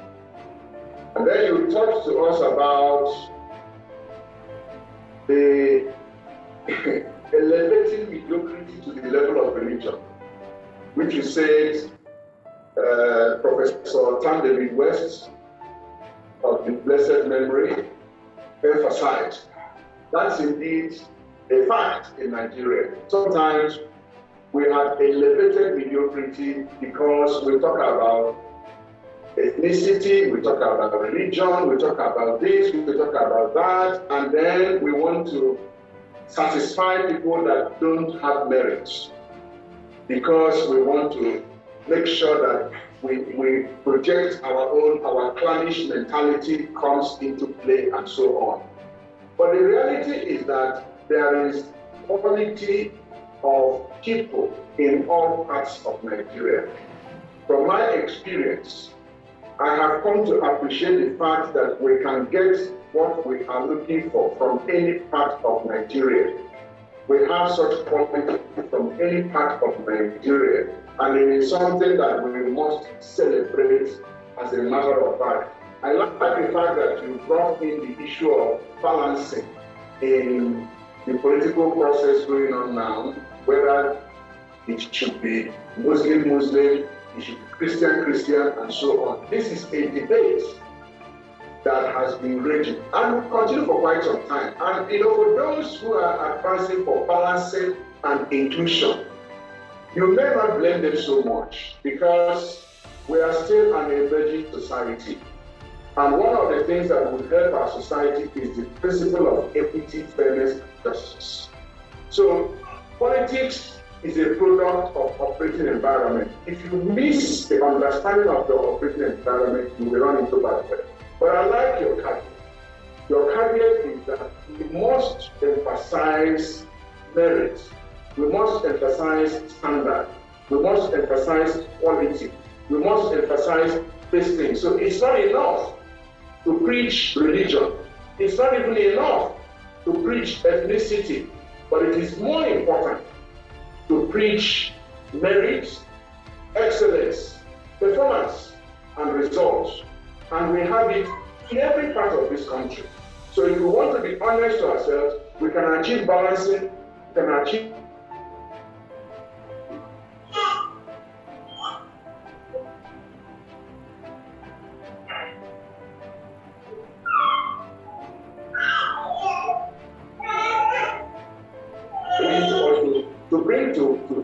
to bring home the fact that these things really exist. I like one of your conclusions. Excellence is progressive. Excellence is competitive. Excellence is comparative. What has become excellent today may have a superior logic tomorrow. But the good in it is still there, only that you have to continue to up the game. So the principle of sustainability comes into play here. Thank you very, very much. Before we conclude, I would like us to think seriously. Should we continue to tolerate mediocrity, or must we rise from this meeting determined to insist on excellence in whatever capacity we find ourselves? Because Nigeria can only be built by Nigerians. It's not going to be by any other means other than what is before us. So we must come to a point that we take our bearing from Nigeria, from whatever we are going to do, so that we can rise above mediocrity and begin to celebrate with excellence. For the last speaker this evening, again, we talk about the principle of inclusion. She's a young girl, one of our leadership ambassadors. We make it a policy to introduce a leadership ambassador in these discussions, because that is one of the ways to expose them to some of the things going on in the country. So the cluster for June has given us somebody. He is an alleged advocate of, she says, Christian apologist, a missionary. He is a brand manager. He is a Benishola Abudu Fellow, a McKinsey Forward alumni that was interested in this one. She holds BSc Education in Geography from the prestigious University of Benin, like your patriotism, and she has done several courses with Asia Pacific Center for Education for International Understanding, say Global E-Learning Center. She is a strong believer in a new Nigeria. Like this person, a capacity builder and a go-getter. He has worked with diverse cultural groups across 20 states in Nigeria. She loves to travel and currently works as an ad hoc staff in the Society for Family Health to eradicate malaria in Nigeria. She is Ambassador Aisha Kassim Emmanuel. Samuel, Ambassador Aisha Kassim Emmanuel. We are delighted. Perhaps I'm carrying away to call her Emmanuel, since you are a strong believer of your faith. We are delighted to have you this evening. You have the platform to speak to us. I'm glad that you have worked with diverse cultural groups across 20 states in Nigeria. We hope you'll be able to show us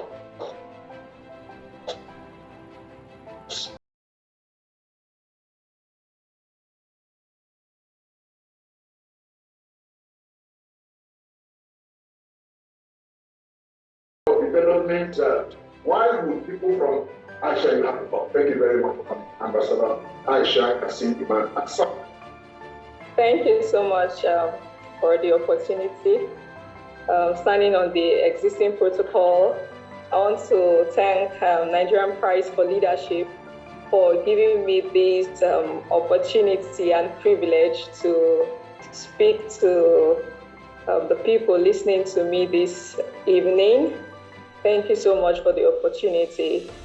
John B. Watson propounded the theory of nurture and nature, whereby he argued that our character and our behavior is based on how we are born, and also that our environment influence our character and how we behave. Last month, I was in Abuja and I went to visit a friend in Gwagwalada Azist, and I saw that along the road, a lot of people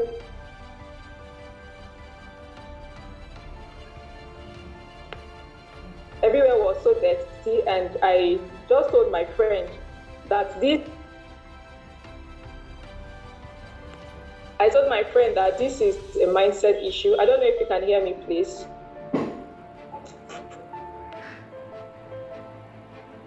And I told my friend that this, oh, thank you so much. So I told my friend that this is a mindset issue.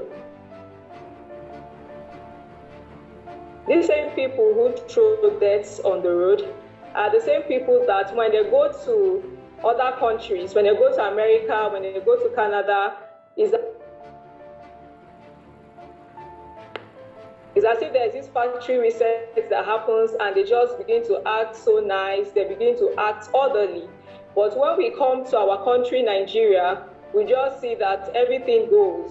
We can just do anything we want to do in the country. And if we look at this mediocre mindset that we have, basically from our educational system. Currently, I'm working in Kaduna State. We have a malaria campaign going on in Kaduna State. And when I went to one of the primary schools that we were using, I saw that some of the pupils were sitting on the floor to receive lectures from their teachers. And you begin to ask yourself that we're already teaching them that it's okay to just sit on the floor, and how do you want them to really understand? How do you want them to really grasp what they are being taught? And even the person that is even teaching them, when you go back to their own school, you will discover that the curriculum that they are teaching them, they are using in our higher institution of learning today, are curriculums that our parents used in 1960s. These are the same things that they are bringing down to us in our current generation, whereby a lot of countries are ahead of us and we are still doing things that have been done in 1960. And basically, I told myself in my 300 level, I began to think, and I said to myself that, okay, as a geography student, they taught us about geographic positioning system, and I have not seen it before. So I was just thinking, the thought just came to my mind that, okay, what if I go outside the country or I meet my counterparts around the world? Will I be able to compete with these people? I don't know how these thoughts came, but that became the driving force of most of the things that I've done and what I am still doing. So I began to ask myself that, can I compete with people across the globe? As a geography student, I've not even seen a global positioning system. I've not seen a GPS before. I don't know how it works. So I finished my school, 400 level, you graduated, you get a job, and geography student, come and work with this GPS, and you don't know what a GPS looks like, how much more knowing how it works. So I took the bold step to go and meet my lecturer, and I told him that, sir, I've not seen a GPS before. Please, can you show me a GPS and teach me how it works? And he brought it out and showed me, even though it wasn't really very functional, but at least I was able to see a GPS. So I'm just going to focus on the journey to excellence.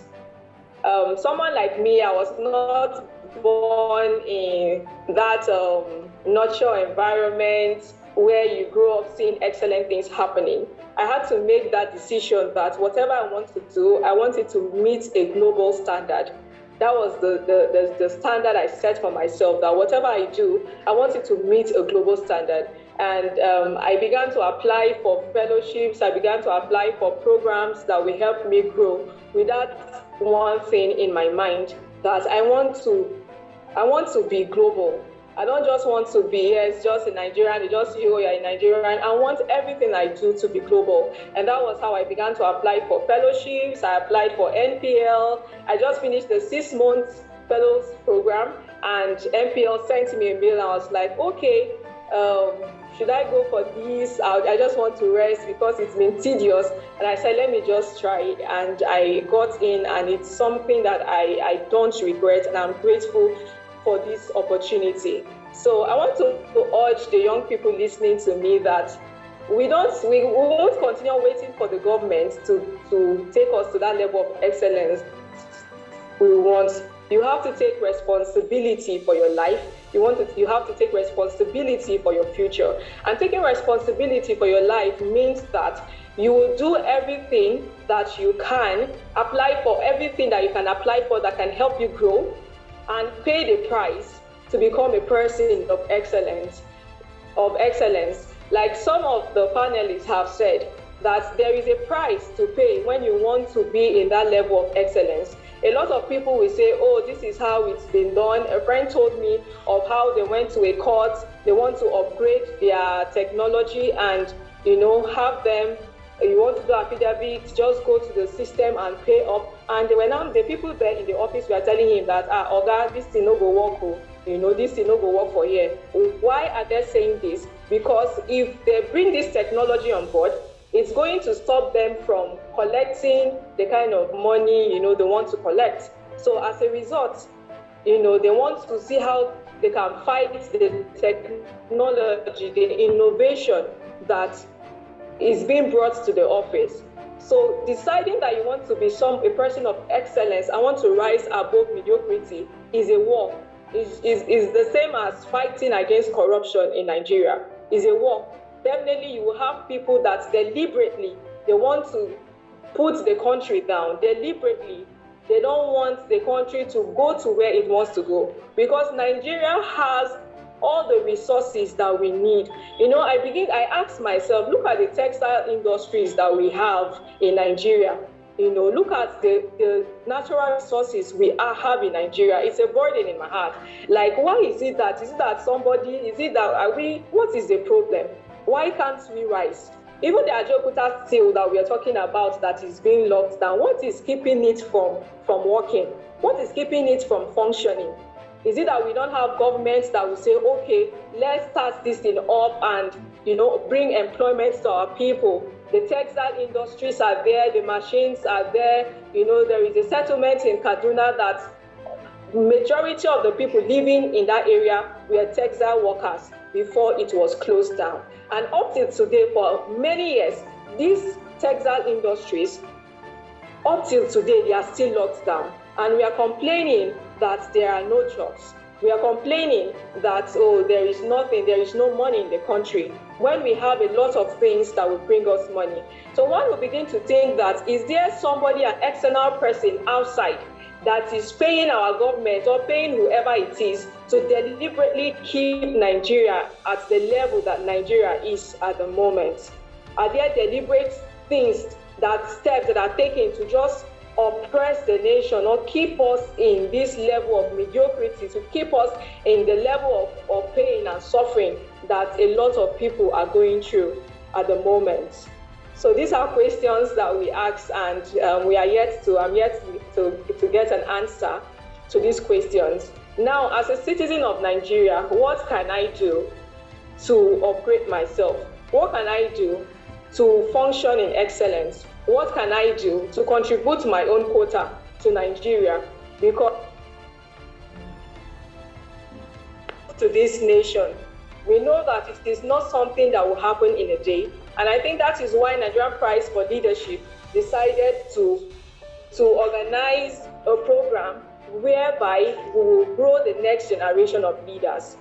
So I'm going to encourage my listeners, especially young people, to make sure that we explore every opportunity that we can. It may mean that you have to sleep 3 hours, 4 hours every night. And for those of us that are heading our offices and are leading in whatever organization that we find ourselves, like Mr. Dako said, we shouldn't settle for less. They will say, Oga, take them like that, manage them. No, we are not managing.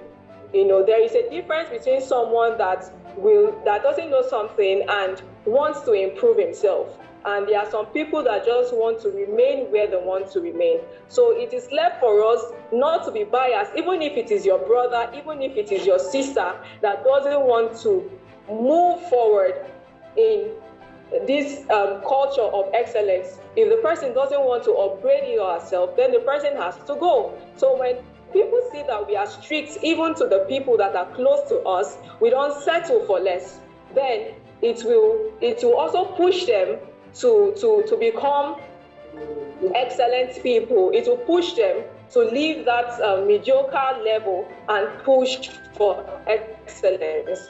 So please, I want to encourage young people, please don't settle for less and take responsibility for your future, take responsibility for your life, take responsibility for your life, take responsibility for your destiny, take responsibility for your nation, and take responsibility for the community that you found yourself. If you want to change Nigeria, it starts from changing yourself. It starts from obeying the traffic rules. It starts from not dropping things, anyhow on the road. It starts from upgrading yourself. How can I do my job better? I tell my friends that when an organization sends me a mail, from their email, I know their standard. I know their standard of operation from their email. By just reading their email, I know the level of excellence that they are operating in. And there are some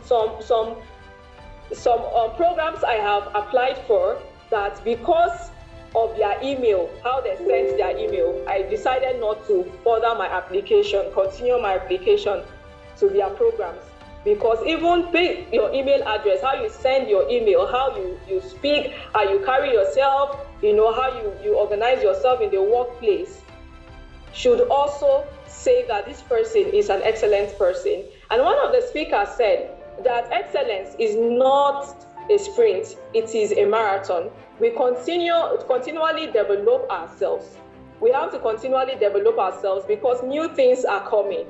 And we are not developing ourselves because we want to show people that, no, I am the happening person in town. I am the most excellent person that have bagged all the certificates in town. No, we are doing it for ourselves and we are doing it for our nation, Nigeria. We are developing ourselves for this country because by developing ourselves, when we find ourselves in a place of leadership, we'll be able to give the best that we have acquired all through the years to this nation.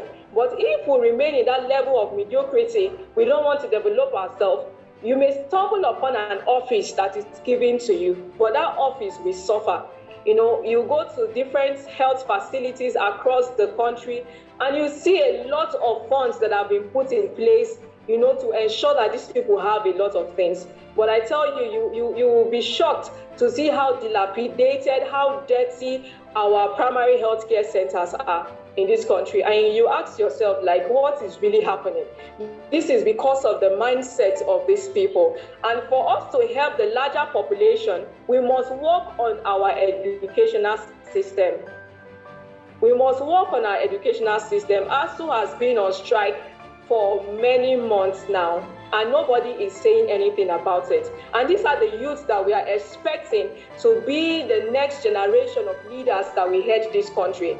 So it tells us how the country sees us as youths in this nation, that our future don't matter to them. And that is why the funds that is needed to help build us up, so that at the end of the day, we will build the country. These funds are not released. Then you ask yourself, where is the money going to? Where is the money allocated to education? Where is the money that the country has been collecting, the trillions of naira that we've been borrowing? Where is the money? Where is it actually going to? So it is the question that we'll leave the government to help us answer.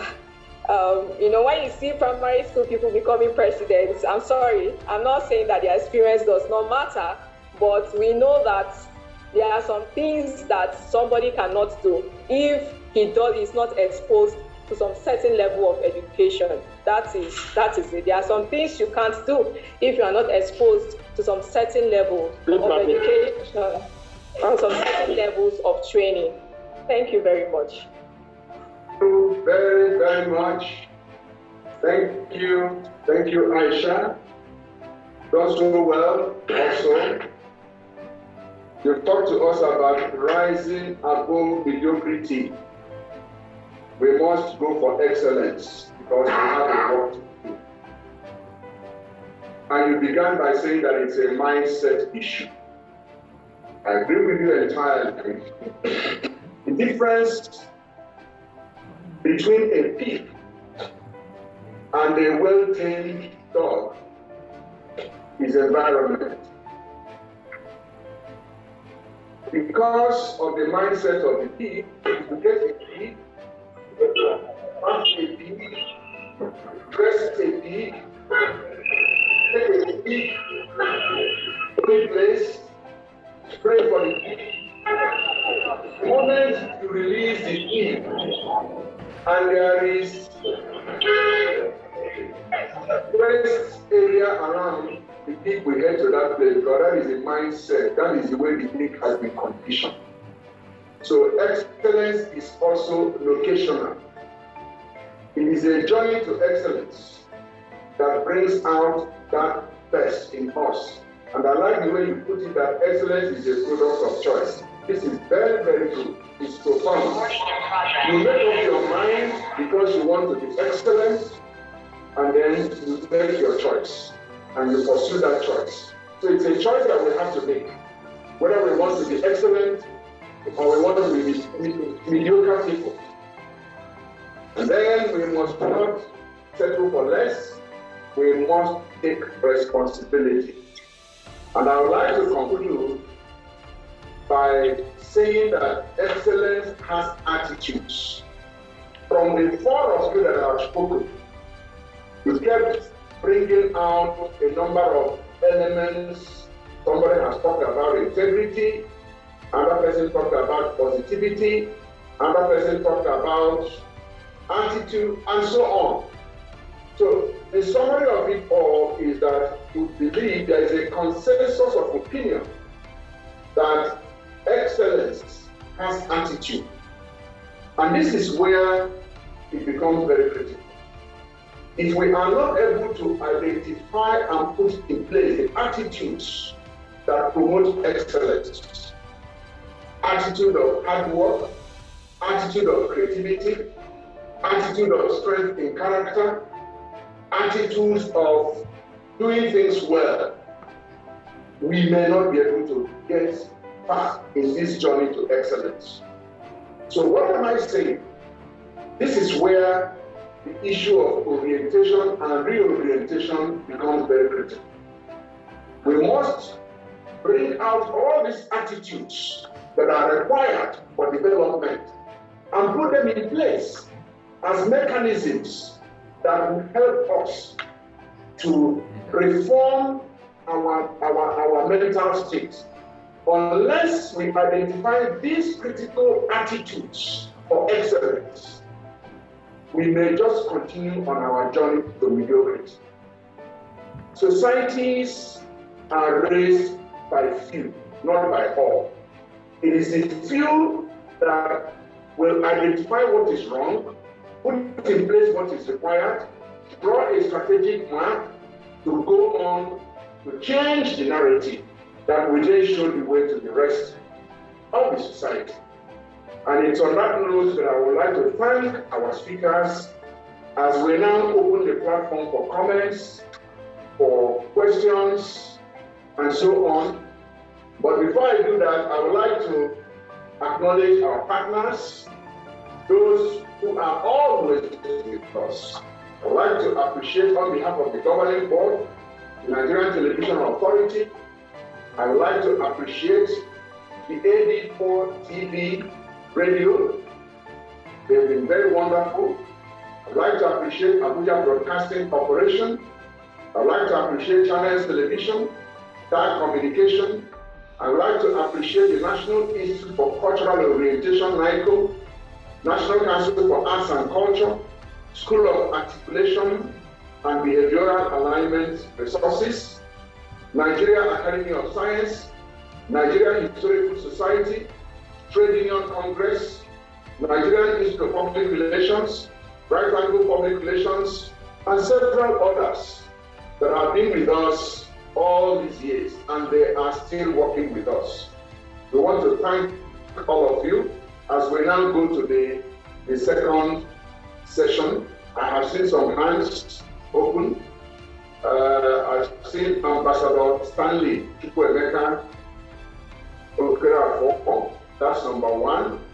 Are there more hands? No? Okay, for now. So if you have something to comment, something to say, please do indicate by raising up your hand, and then we can take it from there. So Ambassador Chukwuemeka, you have the platform. Please unmute yourself and let's have your comments or your question. Let's have your intervention. Thank you very much. You have 3 minutes. Thank you very much, sir. Thank you for the opportunity to also contribute to the discussion. And a big thank you to all the speakers. They have all spoken well. The points are well noted. I have a quick question. I understand the place of the individual in promoting excellence. I understand that change begins with me as a person. I'm also interested in how we can build a critical mass, especially with regards to government. We know that, one of the speakers mentioned how the fish starts to rot from the head. How can we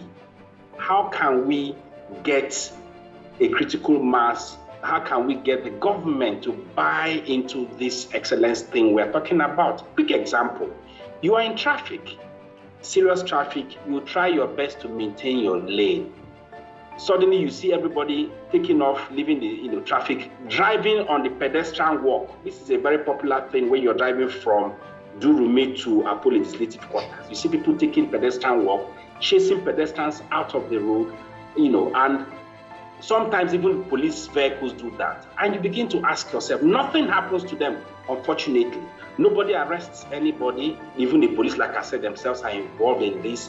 And you ask yourself, what is the benefit of actually staying in this line? Like I said, I understand my own personal responsibilities to this, but how can we get the government to begin to apply reward and punishment in this, our pursuit for excellence? I think the government has a lot of role to play in this. Let's not, but I don't want to exonerate them from it. And so how do we push this boundary beyond the person, beyond individual responsibility? I understand the place of individual responsibility, but I think we need to have that aspect of it. How do we achieve that? Thank you very much. Thank you, Ambassador. You raised a very serious issue. In other words, how do we bring government into taking responsibility for what they ought to do? I'm glad we recognize the place of individual responsibility, but now individual responsibility can only go as far as advocacy. But when it now comes to implementation at a certain level, we need government. Well, I'm glad that the speakers, the panelists are still on the platform, so they will be taking notes of these questions, these comments, so that when we come back to them after that session, then we can look at it together. Since we don't have any hand pending, I would like to read some of the comments on the platform. From Nuruddin Musa, thank you so much for this wonderful presentation. We would like to have these slides. I want to assume that he was saying this to Dr. Komolafe, who took the first shot. Oga, this is from Sowan, John Paul Sowan. He said, Oga, Belgium better pass you one. Yeah, I understand where it's coming from. Unfortunately, these days when you go to repair some things, they will tell you that second hand is superior to the first hand. That's part of the mediocre mindset that has come in because we have dropped the standard so far that ordinarily what ought to be the best has now become second or even third leg. So I can understand what John is saying. And then we have Amatu Latif, Ishak, and Ifowoshe. Said, wow, this is an amazing session. Thanks so much, Mr. Dapo. Truly, It's a choice to either be excellent or otherwise. Then some praise, we have powerful presentation, Mr. Paco. Excellence is truly the key. Then Gideon says excellence is diverse in every set of people. Their strength and so on. I agree with you, man. So this is to me. Then I have every Nigerian institution needs to demonstrate excellence, but unfortunately, this character has been eroded because of modern life. This is from Dr. Joseph. Then we have from Grace, the son, Dr. Grace, the son, excellent presentation. Right? And from Edwin, you have we must hate mediocrity in order to attain excellence. We have from Dr. Emmanuel Igwe in Japan.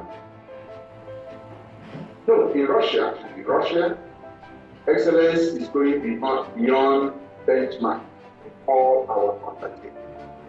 Again, from Dr. Joseph Dada, Nigeria has history of excellence, character, merit, quality. Excellence is comparable, competitive, and sustainable. But what happens to the system that brings about derailment? Where did we get it wrong? What is the kind of education contraceptives that we run our educational institution of excellence and eliminate mediocrity? What is the role of leaders and leadership structure that we have in Nigeria? I hope that the panelists are taking note of questions arising from some of these comments. Again, from Emmanuel, to deal with mediocrity requires bold courage, consistency, selfless sacrifice,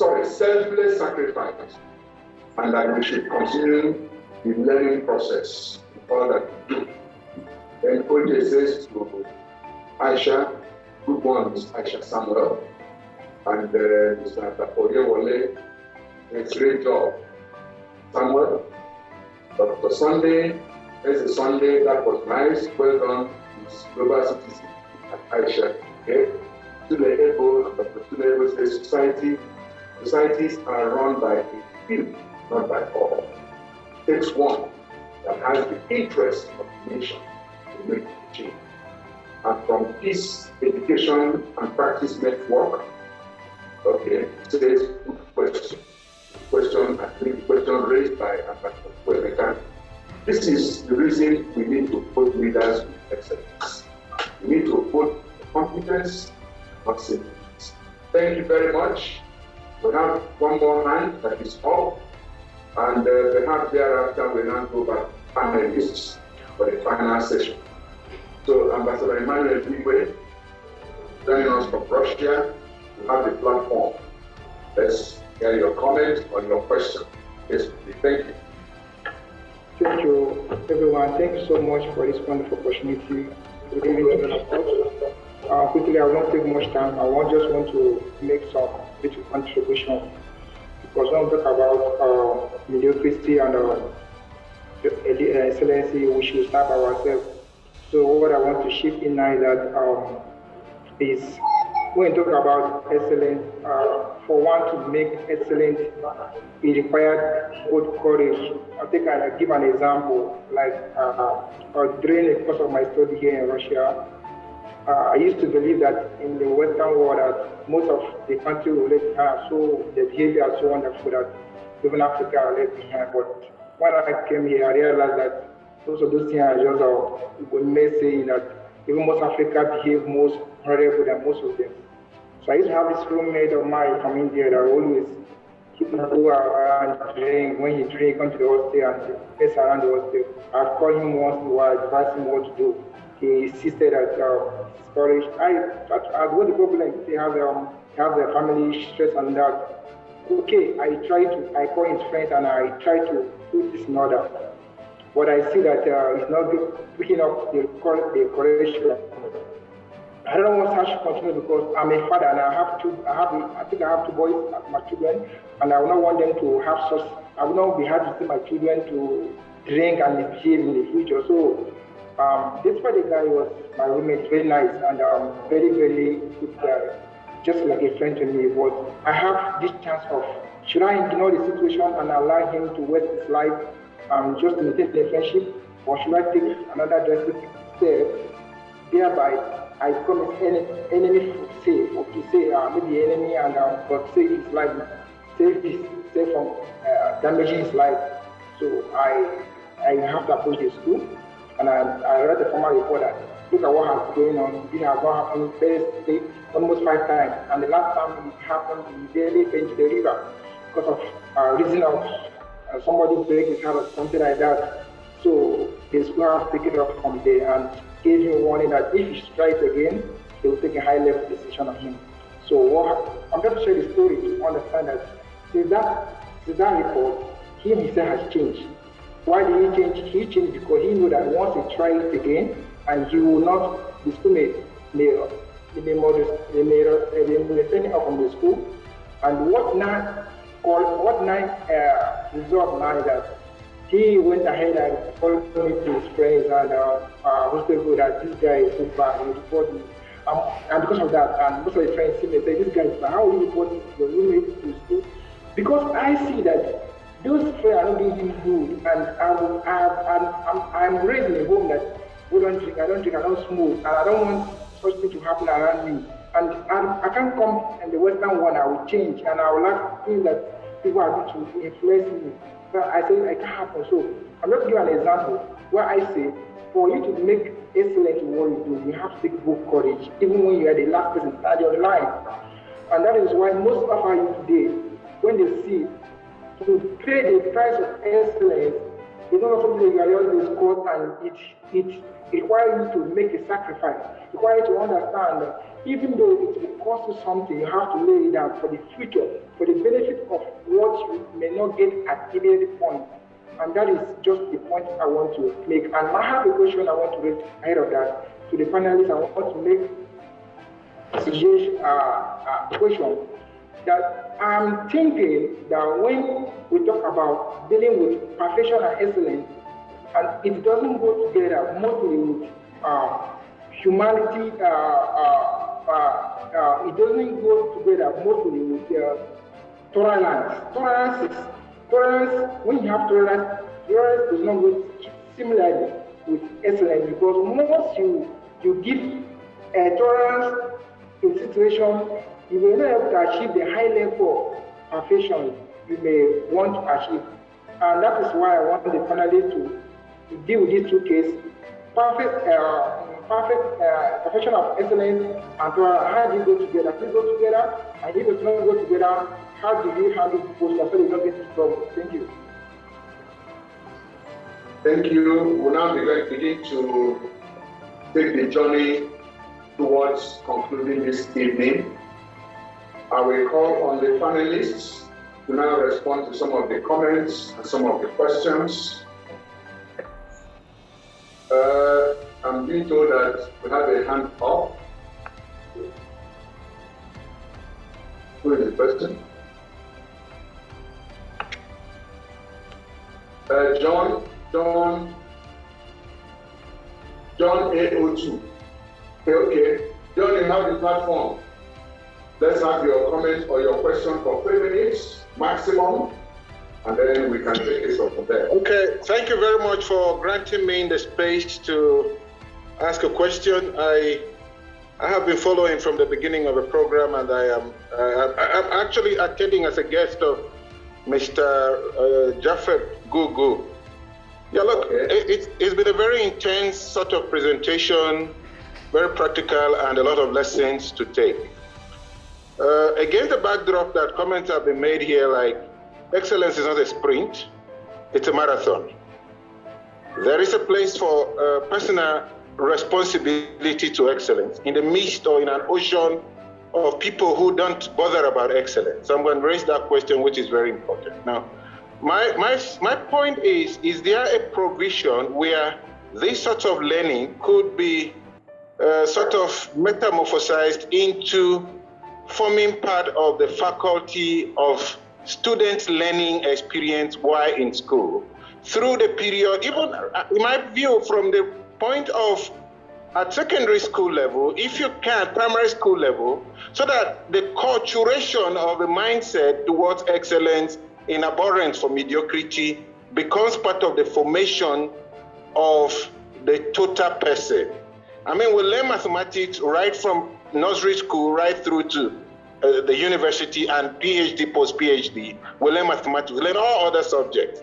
But I'm not sure I've ever sat in a classroom where I was taught excellence.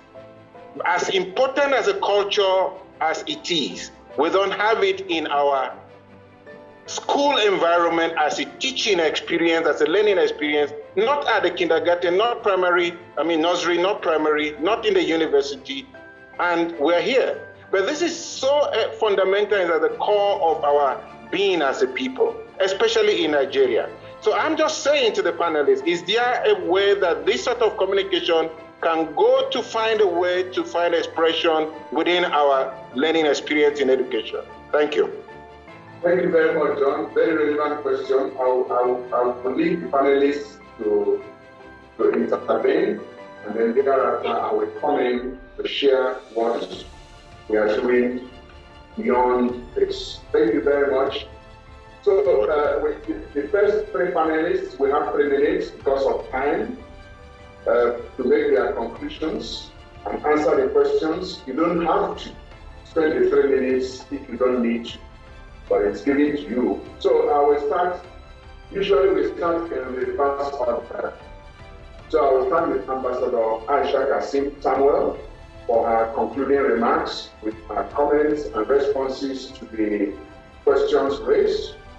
And then thereafter, we'll take on Japhet, and then you take on Kumi, before we now come to the concluding remarks.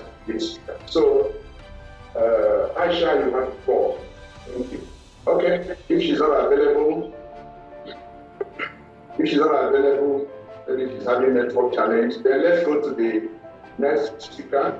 So let's have Japhet. Japhet, you have the floor. Let's have your intervention for 3 minutes. We can't hear you, Japhet.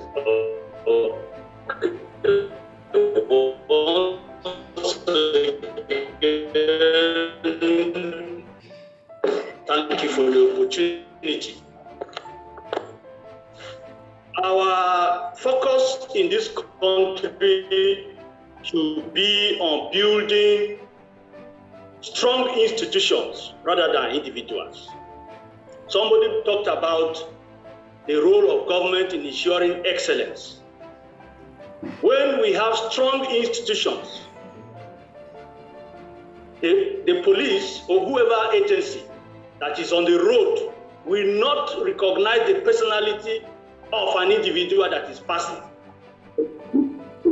Rules governing our society. No individual will be better or considered greater than another citizen.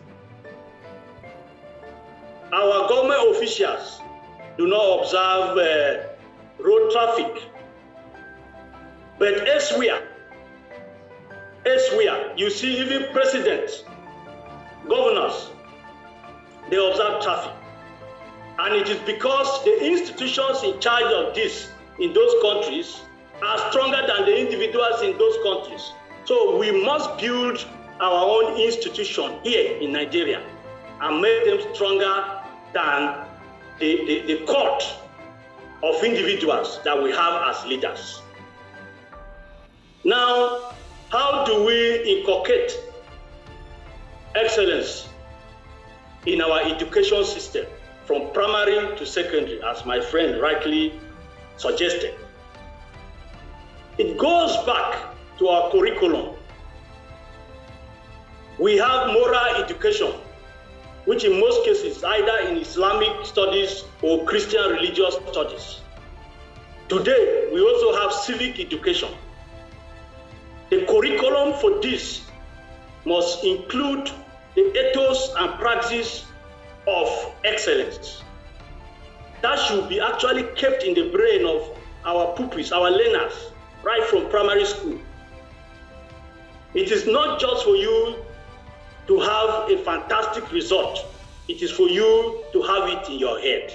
And how do you do it? You must follow the rules guiding excellence. And that is why I talked about quality assurance, which comes with standards. We must establish standards for excellence right from primary school. And then, as an individual, for you to excel, you must also look at having the spirit of mentorship, getting a mentor. If you want anything, you must get somebody who is already what you want to be and try to follow the person. If you are a writer, you have to actually be reading good content for you to be able to become a good writer or a better writer. And we must also identify the fact that in trying to become excellent, it doesn't matter whether we fail from the beginning. It is for us to continue to do the things that are new, to imbibe ideas that are new, that will lead us out of that failure. Thank you. Thank you very much. Excellence is work in progress. Even if you start it and you are failing, just continue. Don't be afraid. Don't be deterred by the failures along the line, but just maintain focus. We want to attain the level of excellence, and we will get there. We need to build strong institutions instead of strong individuals. This is something that we have said a number of times, and I pray that we really get it into our system. Thank you very, very much. And now we'll go to Umi. Umi, you have the floor. All right, thank you very much once again. I would like to address some concerns raised by the audience. Thank you very much. So for somebody speaking about your role as an individual, I think with the current state of Nigeria at the moment, excellence materializes from the love of being uniquely different. Because majority are averse to being excellent, majority are averse to being too good, to the point where they may face some kind of antagonism. So you just have to make up your mind that you understand what is good, you understand what is valuable, and you actually want to be different in your own way. It starts from there, actually. But it wouldn't take you that far, because no matter how strong you are at positively influencing people while being excellent, we also have to appreciate that the government's involvement is non-negotiable. It's only the government that carries the citizenry along. It's the government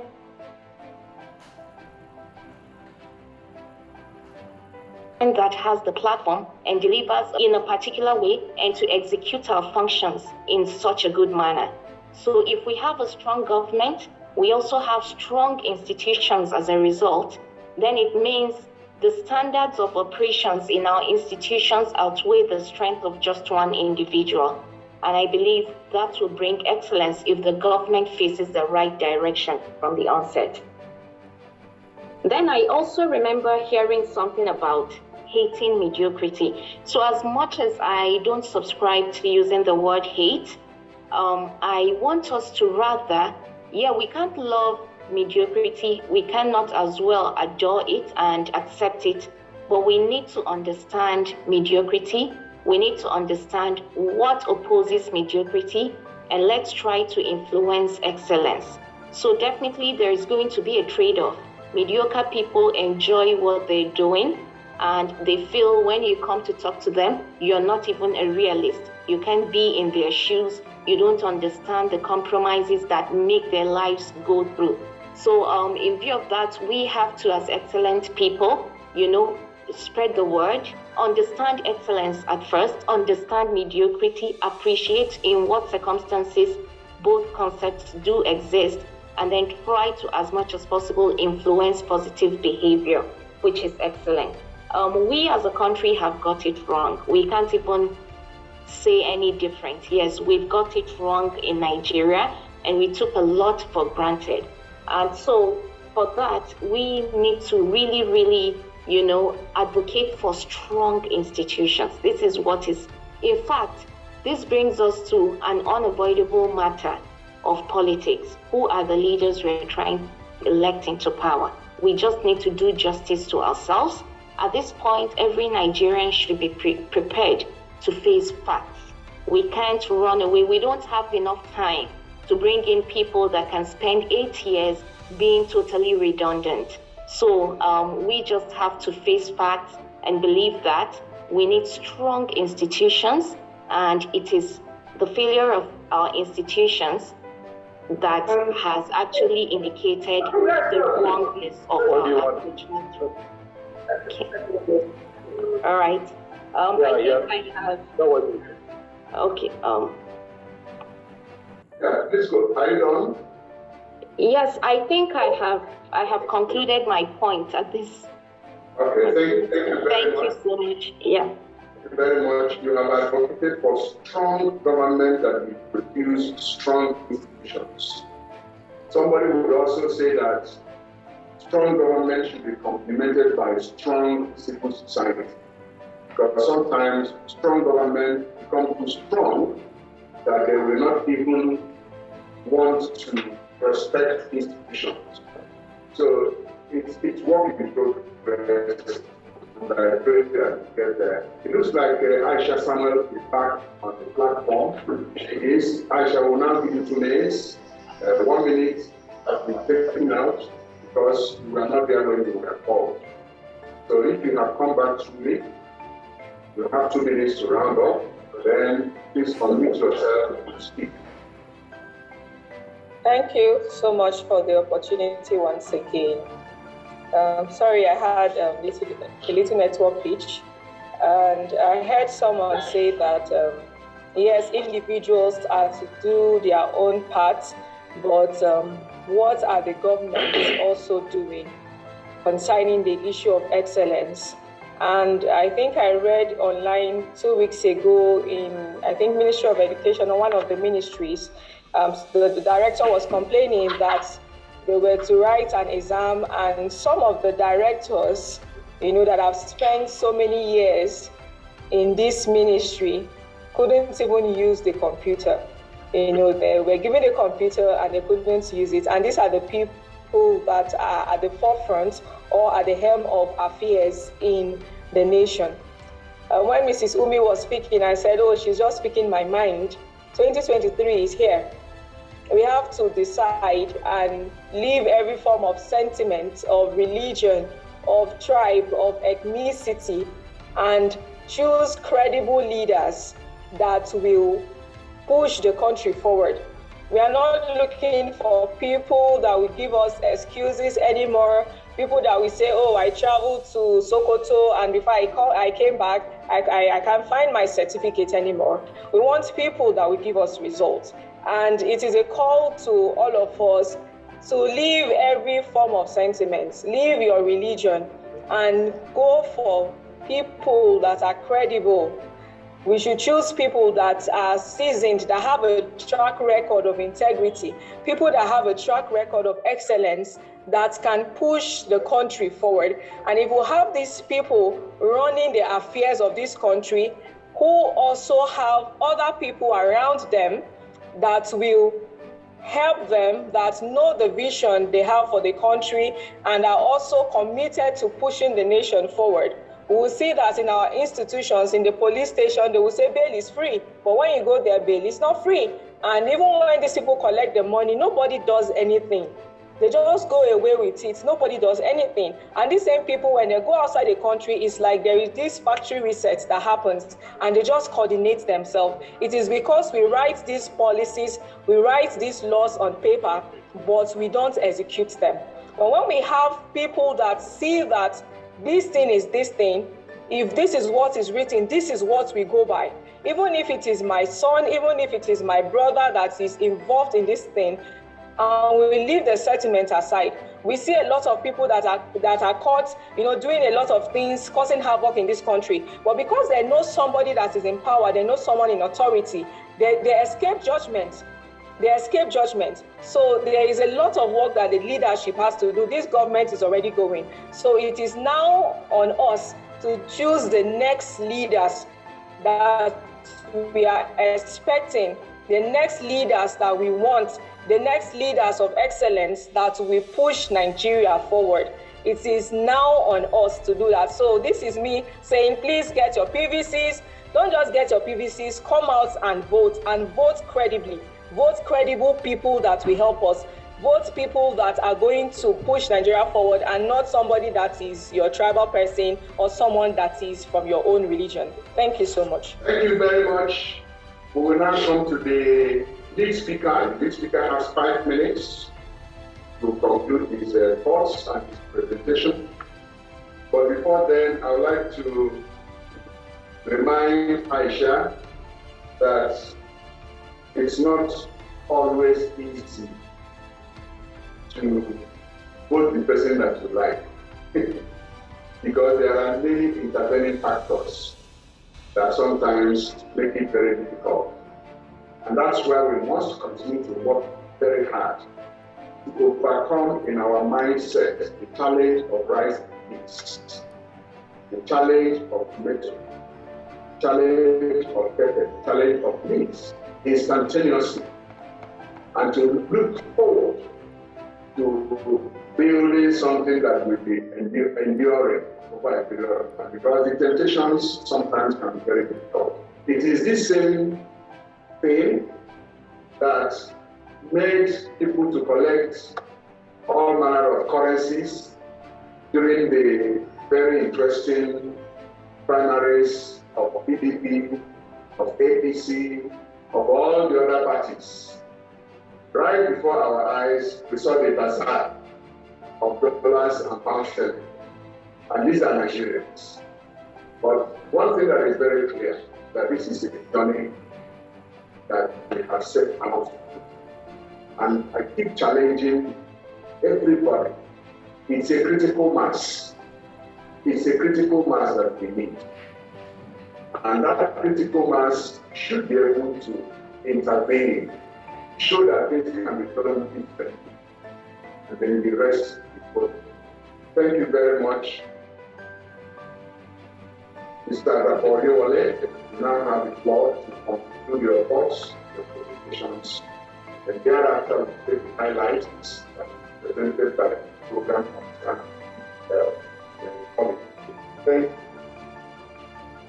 Thank you very, very much, Dr. Neliaku. And I may not need 5 minutes because I think my co-presenters have actually done great justice to all the issues. I am not just privileged to share a platform with them, I'm actually enriched by their own thoughts and interventions, but also how we continue to reinforce and validate one another. Let me just start off from where Madam Samuel just ended, which is really around the choice that we have in terms of choosing our leaders. And I would say, if we want a country, we want a nation that is seen as excellent, that is excellent, and delivers excellence within the Committee of Nations, we need to just make sure we vote in excellent leaders to lead us in that direction and set the right example. It is often said that democracy itself is a form of expression, and some say we get the leaders that we deserve. I think until we begin to demand, like I said earlier on having leaders that actually demonstrate that level of excellence, we will continue to have mediocre leaders, we will continue to have a mediocre society, we will continue to have a mediocre economy, and of course the future that we need for our children will continue to be mediocre. So I think we have a sole responsibility in terms of our civic duty, like she said, to vote, but also to vote in the right people based on the right criteria. And I think that is fundamental. But for some of us who've been within the system, we know little well, and Dr. Neliaku knows this and some of his experiences are exceptionally well articulated and documented in his book, The Seven Conspiracies of Power. Creating change from within a system is very difficult. And I think it was Ngozi Okonjo-Iweala that says, when you fight corruption, corruption fights back. Well, it is exactly the same thing for mediocrity. When you fight mediocrity, mediocrity fights back, because there are interest groups that will rather continue to sustain the mediocrity because it benefits a few people, but of course it disenfranchises many others. And one of the things I did when my very first stint, when I was advisor to the Minister of National Planning, and of course there were quite a number of special advisors, special assistants who were there for different reasons. But I was able to pinpoint a few of us that were there for the right reasons, wanted to get the job done, wanted the ministers to perform and perform well for the people, wanted to introduce innovative ideas. And I started finding all of them, and I started bringing us together once a month in my apartment. And we will sit down, we will talk, how do we work better together? How do we even create synergy between our principal officers to make sure that their work is more cohesive and is actually better for the country, as opposed to whatever individual misgivings they may have about one another. So you will find that sometimes our ministers will go with presentations and speeches, and then the next minister will give a presentation and a speech that reinforces the same what the other person did. Little do they know that we, the advisors and the assistants, have been trying to work together to make sure that we help our principals to be excellent in their work. We called our group the Progressives, and even after that particular government ended, we actually transformed it into what we call the Policy Development Network. And we said we needed to offer the knowledge and the institutional memory that we had obtained to others who took on our roles as special advisors and special assistants. And we were able to do that in some instances. So there's a lot that you can do also as an individual, but you need to develop a community of practice, a community, a support system, so that you're not just a lone voice crying in the dark, so to speak. The other thing I wanted to mention quickly about institutions, and I agree with every single person that has spoken about the fact that we need strong institutions. But institutions are not filled up by ghosts, they're filled up by people. And if you want strong institutions, we need to have strong and excellent institutions. We need to have strong and excellent leaders in those institutions. So even in terms of the political appointments or the role of technocrats, or even the civil servants, we need to make sure that they also express and demonstrate that level of excellence in leading these organizations. And I doubt very much that we would see chief executive or the director general who is excellent in his work and others won't follow. A quick example, I had a minister who will be at the office at 9 o'clock every single day. Because everyone here will be in the office at 9, nobody dared come after 9. Then another minister took over, who at times did not even show up. And of course, everybody relaxed. So really, if you set the right example, you'll be surprised that many other people will follow. Lastly, on that particular point, I wanted to just talk about the role of individuals. Every time I travel out of this country, and I've been doing that for a while, before what you used to hear was about 419. Oh, are you a Yahoo person? Oh, Nigeria. Now, people ask about, Davido, and talk about whiskey, and talk about Nollywood. The reality is our entertainers and individuals have brought their excellence into what they do. And because of that, the identity and the brand of our country has changed. What am I saying? I'm saying that the role that we play as individual ambassadors of our nation, by how we act, how we talk, how we work when we're at home or abroad, actually also can influence the level of excellence that is required. And a very wise lady said something to me. She said, one can only continue to be excellent when they are alive. And I think it is important to put a small warning here that as we strive to be excellent, we should not do it at the peril of our health. And I think somebody mentioned that earlier on. Those of us who have the X factor, we suffer burnout because we work ourselves to the bone. We keep trying to do the best, but we don't take care of ourselves. And somebody said it earlier on, that your personal well-being is fundamental to your ability to be excellent. So make sure that as you're demonstrating excellence in the terms of your work, you're also demonstrating excellence in how you take care of your body and how you take care of your health. there's a book, an excellent book that I'd like to recommend to everyone listening. It's called The 5 a.m. Club by Robin Sharma. And it gives you some really good tips on how you can actually manifest and demonstrate the excellence of your person, your mind, your body, and your spirit at the same time. And it is one that I would really, really like to recommend. And also, please bear in mind, there's another dark side. Your excellence can be seen as arrogance. Your excellence itself can be seen as hubris. Be careful, like someone said earlier on. Be sure to use the diplomacy. Remember to be emotionally intelligent when you're dealing with people. The fact that you're smart, the fact that you're competent and you're capable, does not mean that you just go in there and run everybody out of town.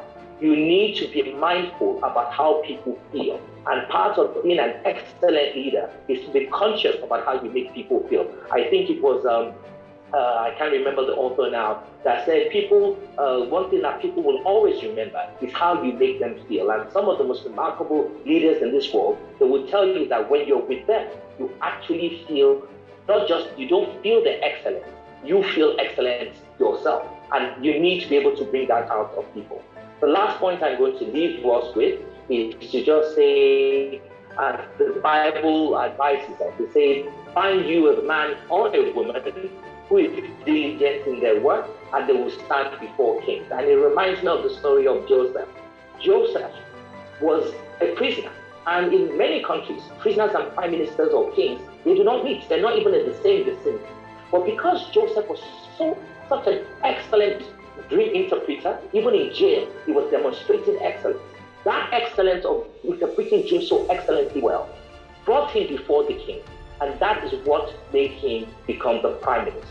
So what I want to end with, ladies and gentlemen, is that excellence will open doors that money cannot buy.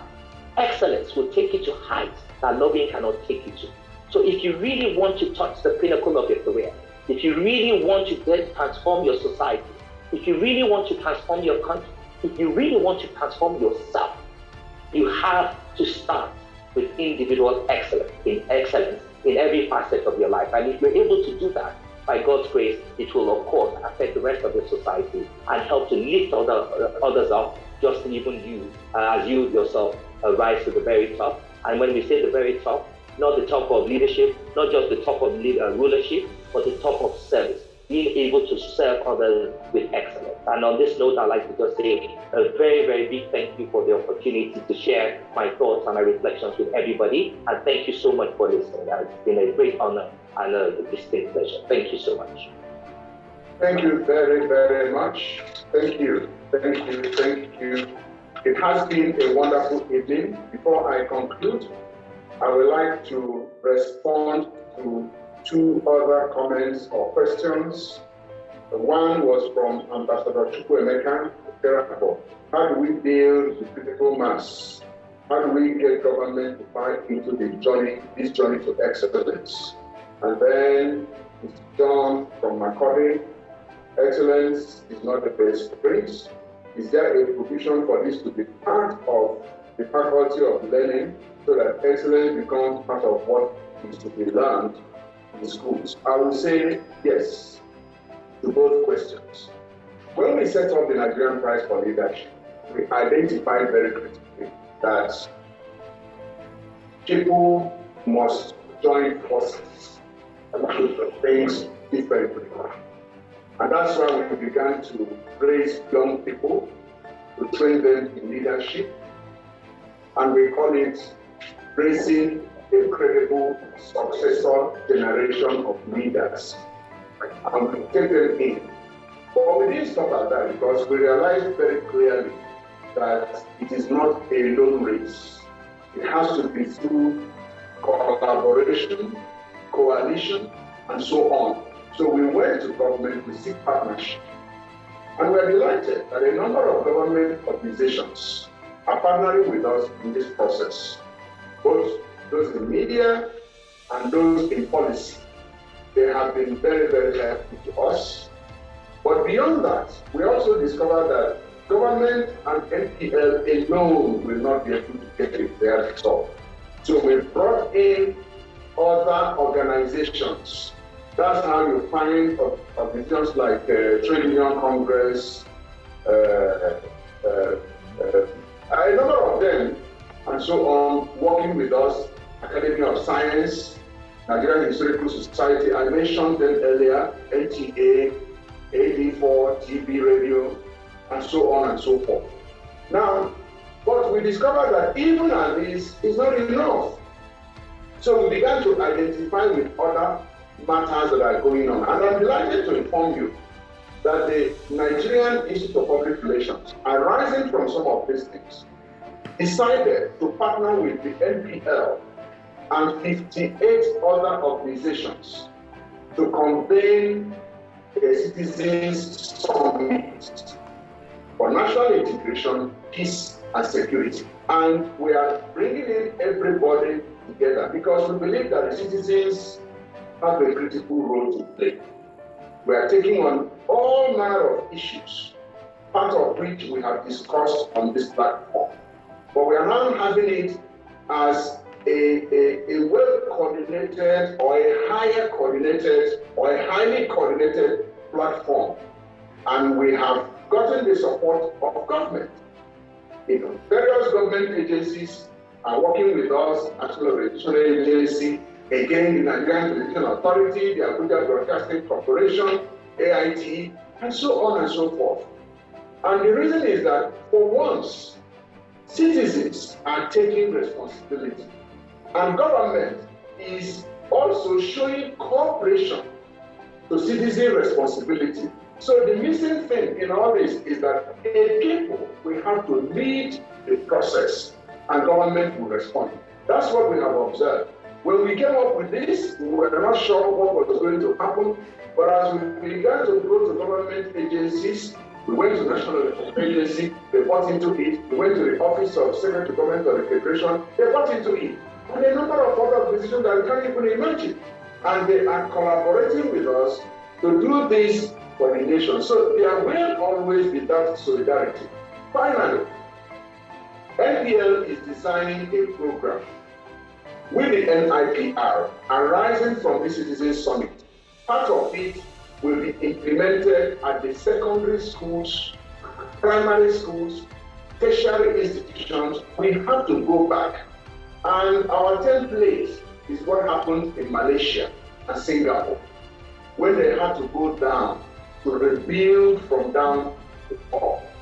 That's what we are doing. And we have said it will take us a period of 10 years for us to get to where we are going. So it continues to be a long distance race. It's not a 100-meter dash.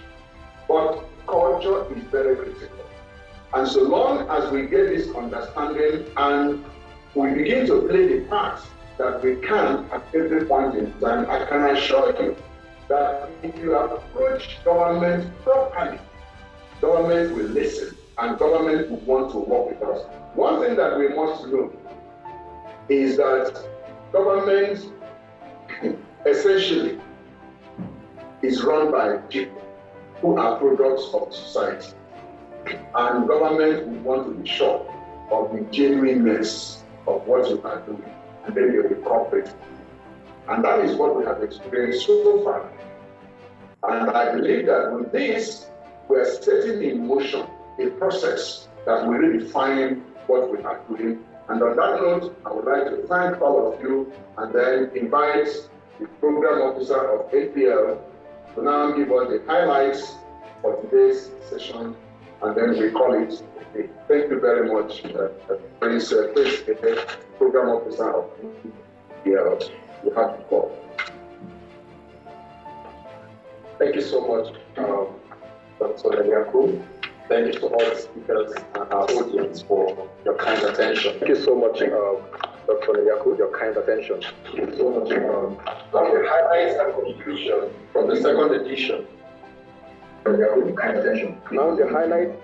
Can you come in? Kind attention. Oh, sorry. Is it clear now? Yes. Highlights and conclusion from the second edition of the 12th National Leadership Dialogue Series, hosted by the Nigerian Prize for Leadership and Partners, held via Zoom platform on Wednesday, 29th June 2020. 2. with the theme, Rethinking Culture, Excellence versus Mediocre Mindset. The webinar was well attended by participants and partners from within and outside Nigeria, with Dapo Oyewole, SA to the speaker on international and interparliamentary affairs as the lead speaker. Gorgo Jaffet, Senior Assistant Registrar at the Joseph Sarwan Tarka University. Umiraha Mashehu, a lecturer, Department of Business Administration and Entrepreneurship, Bayero University, Kano, and Ambassador Aisha Kasim Samuel, MPL Leadership Ambassador 002, representing the June NLDS cluster as the panelist, as well as Dr. James Komolafe, is the CEO, Institute of Behavioral Alignment of Nigeria, who presented the facts and figures, and it was moderated by Dr. Ken Eliaku, the Executive Secretary and member of the Governing Board of the Nigerian Prize for Leadership. Arising from submissions by the lead speaker and panelists and contributions from the partners and participants at the webinar, the following conclusions and resolutions were adopted as part of measures and roadmap in rethinking culture. 1. Beyond dressing and dancing is a whole gamut of mindset. It is necessary to deliberate on how we can reshape culture. 2. All critical stakeholders should rethink culture in the light of excellence and harness our differences for a better society. We must have a culture of learning, unlearning, and relearning in building excellence as a culture. 4. If culture is not relevant to development, then we should rethink to step up the game. We must retain culture for societal development. 5. Personal development is critical because culture is intrinsically interwoven with behavior. 6. We need to come together and see ourselves as one. This is called community fellowship. Recording in progress. That reduces mediocrity around you. It is a lighter that is meant to ignite the world. It also inspires everyone around you to be excellent and helps them unleash their potentials. 12. A question to ask at this election season. How many of us are demanding excellence from our preferred candidates? We must begin to demand excellence from people who are seeking elected positions to serve us, lest we get the leader we do not deserve. 13. The benefit of excellence is not just for the individual, it is also for the nation. Excellence is one currency that can never be devalued. It can buy everything. 15. Family remains the bedrock of culture. 16. Excellence can open all doors for you as an individual and for a nation. 17. Excellence starts with mental wellness. Therefore, sustainability of mental well-being is key to perfection because excellence is the process of arriving at perfection. 18. Strength and character are vital for excellence, and these should be paid close attention. 19. In the course of achieving excellence, one should pay attention to humanity and humility. 20. Intentions are not rewarded. Results are expected and highly paid for. Excellence is not just a gift, but something that is brought out intentionally. Pillars of excellence are integrity, proactive attitude, attention to detail, innovation, balance, and emotional intelligence. Excellence is about talent, quality, and aiming for the extraordinary standard in everything. Excellence is not just a one-time wonder. Excellence is knowledge-based and should be sought continuously. Perfection drives excellence. Every Nigerian institution needs to demonstrate excellence, but unfortunately, this character has been eroded because of the modern life tends to emulate. 27. We must hate mediocrity in order to attain excellence. 28. Mediocrity has become like a religion in our country today. Excellence is a standard. One must adhere to the rules in order to achieve it. You must have integrity in order to deliver excellence continuously. Quality assurance needs to be put in place in order to achieve excellence in Nigeria. Excellence is truly measurable. We need to establish the standard of excellence in our educational institutions. We must have the brains and human capital. We have the brains and human capital, but it is the penchant for mediocrity that undermines our potential. We must emphasize on standard, merits, excellence, performance, and results in measuring excellence. Excellence is progressive, competitive, and comparative.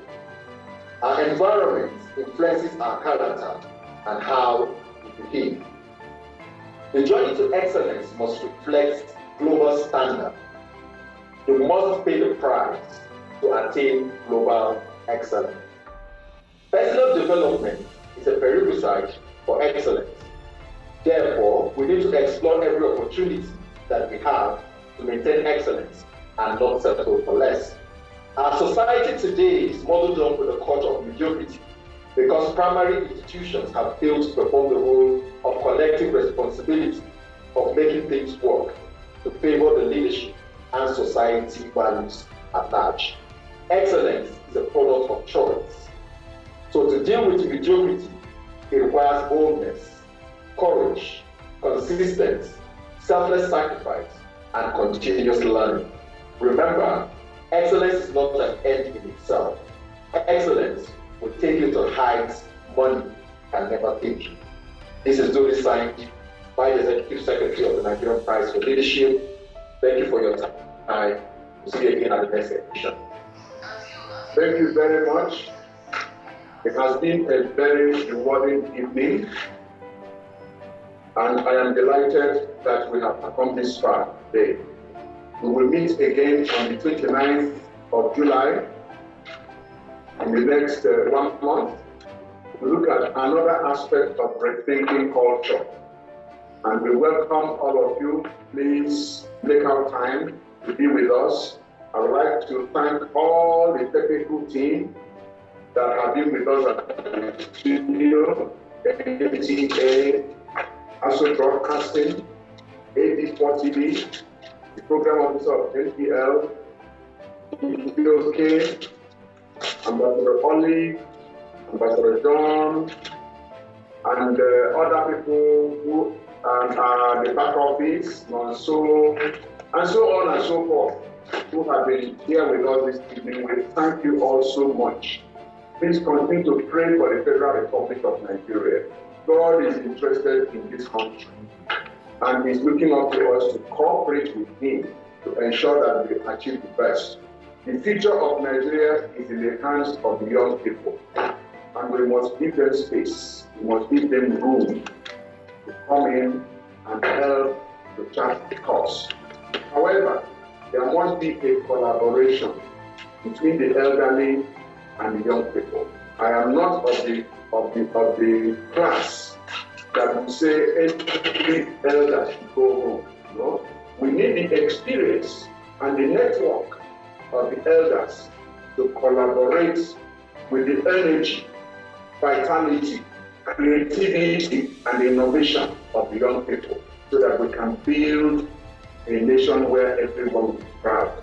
On that note, I thank you very, very much, and I look forward to seeing you again on the 29th of July. Please share your ideas even after the platform. If there are thoughts that you have, call us, send messages to us, visit our website so that we can continue this interaction. It's a journey that must be achieved. And I would like to use this opportunity to invite you to the Citizens Summit for National Integration, Peace and Security, which will be held on the 23rd and 24th of August 2022 at the International Conference Center from 9 a.m. each day. It is a Nigerian project, and every one of us is invited. Thank you. God bless you.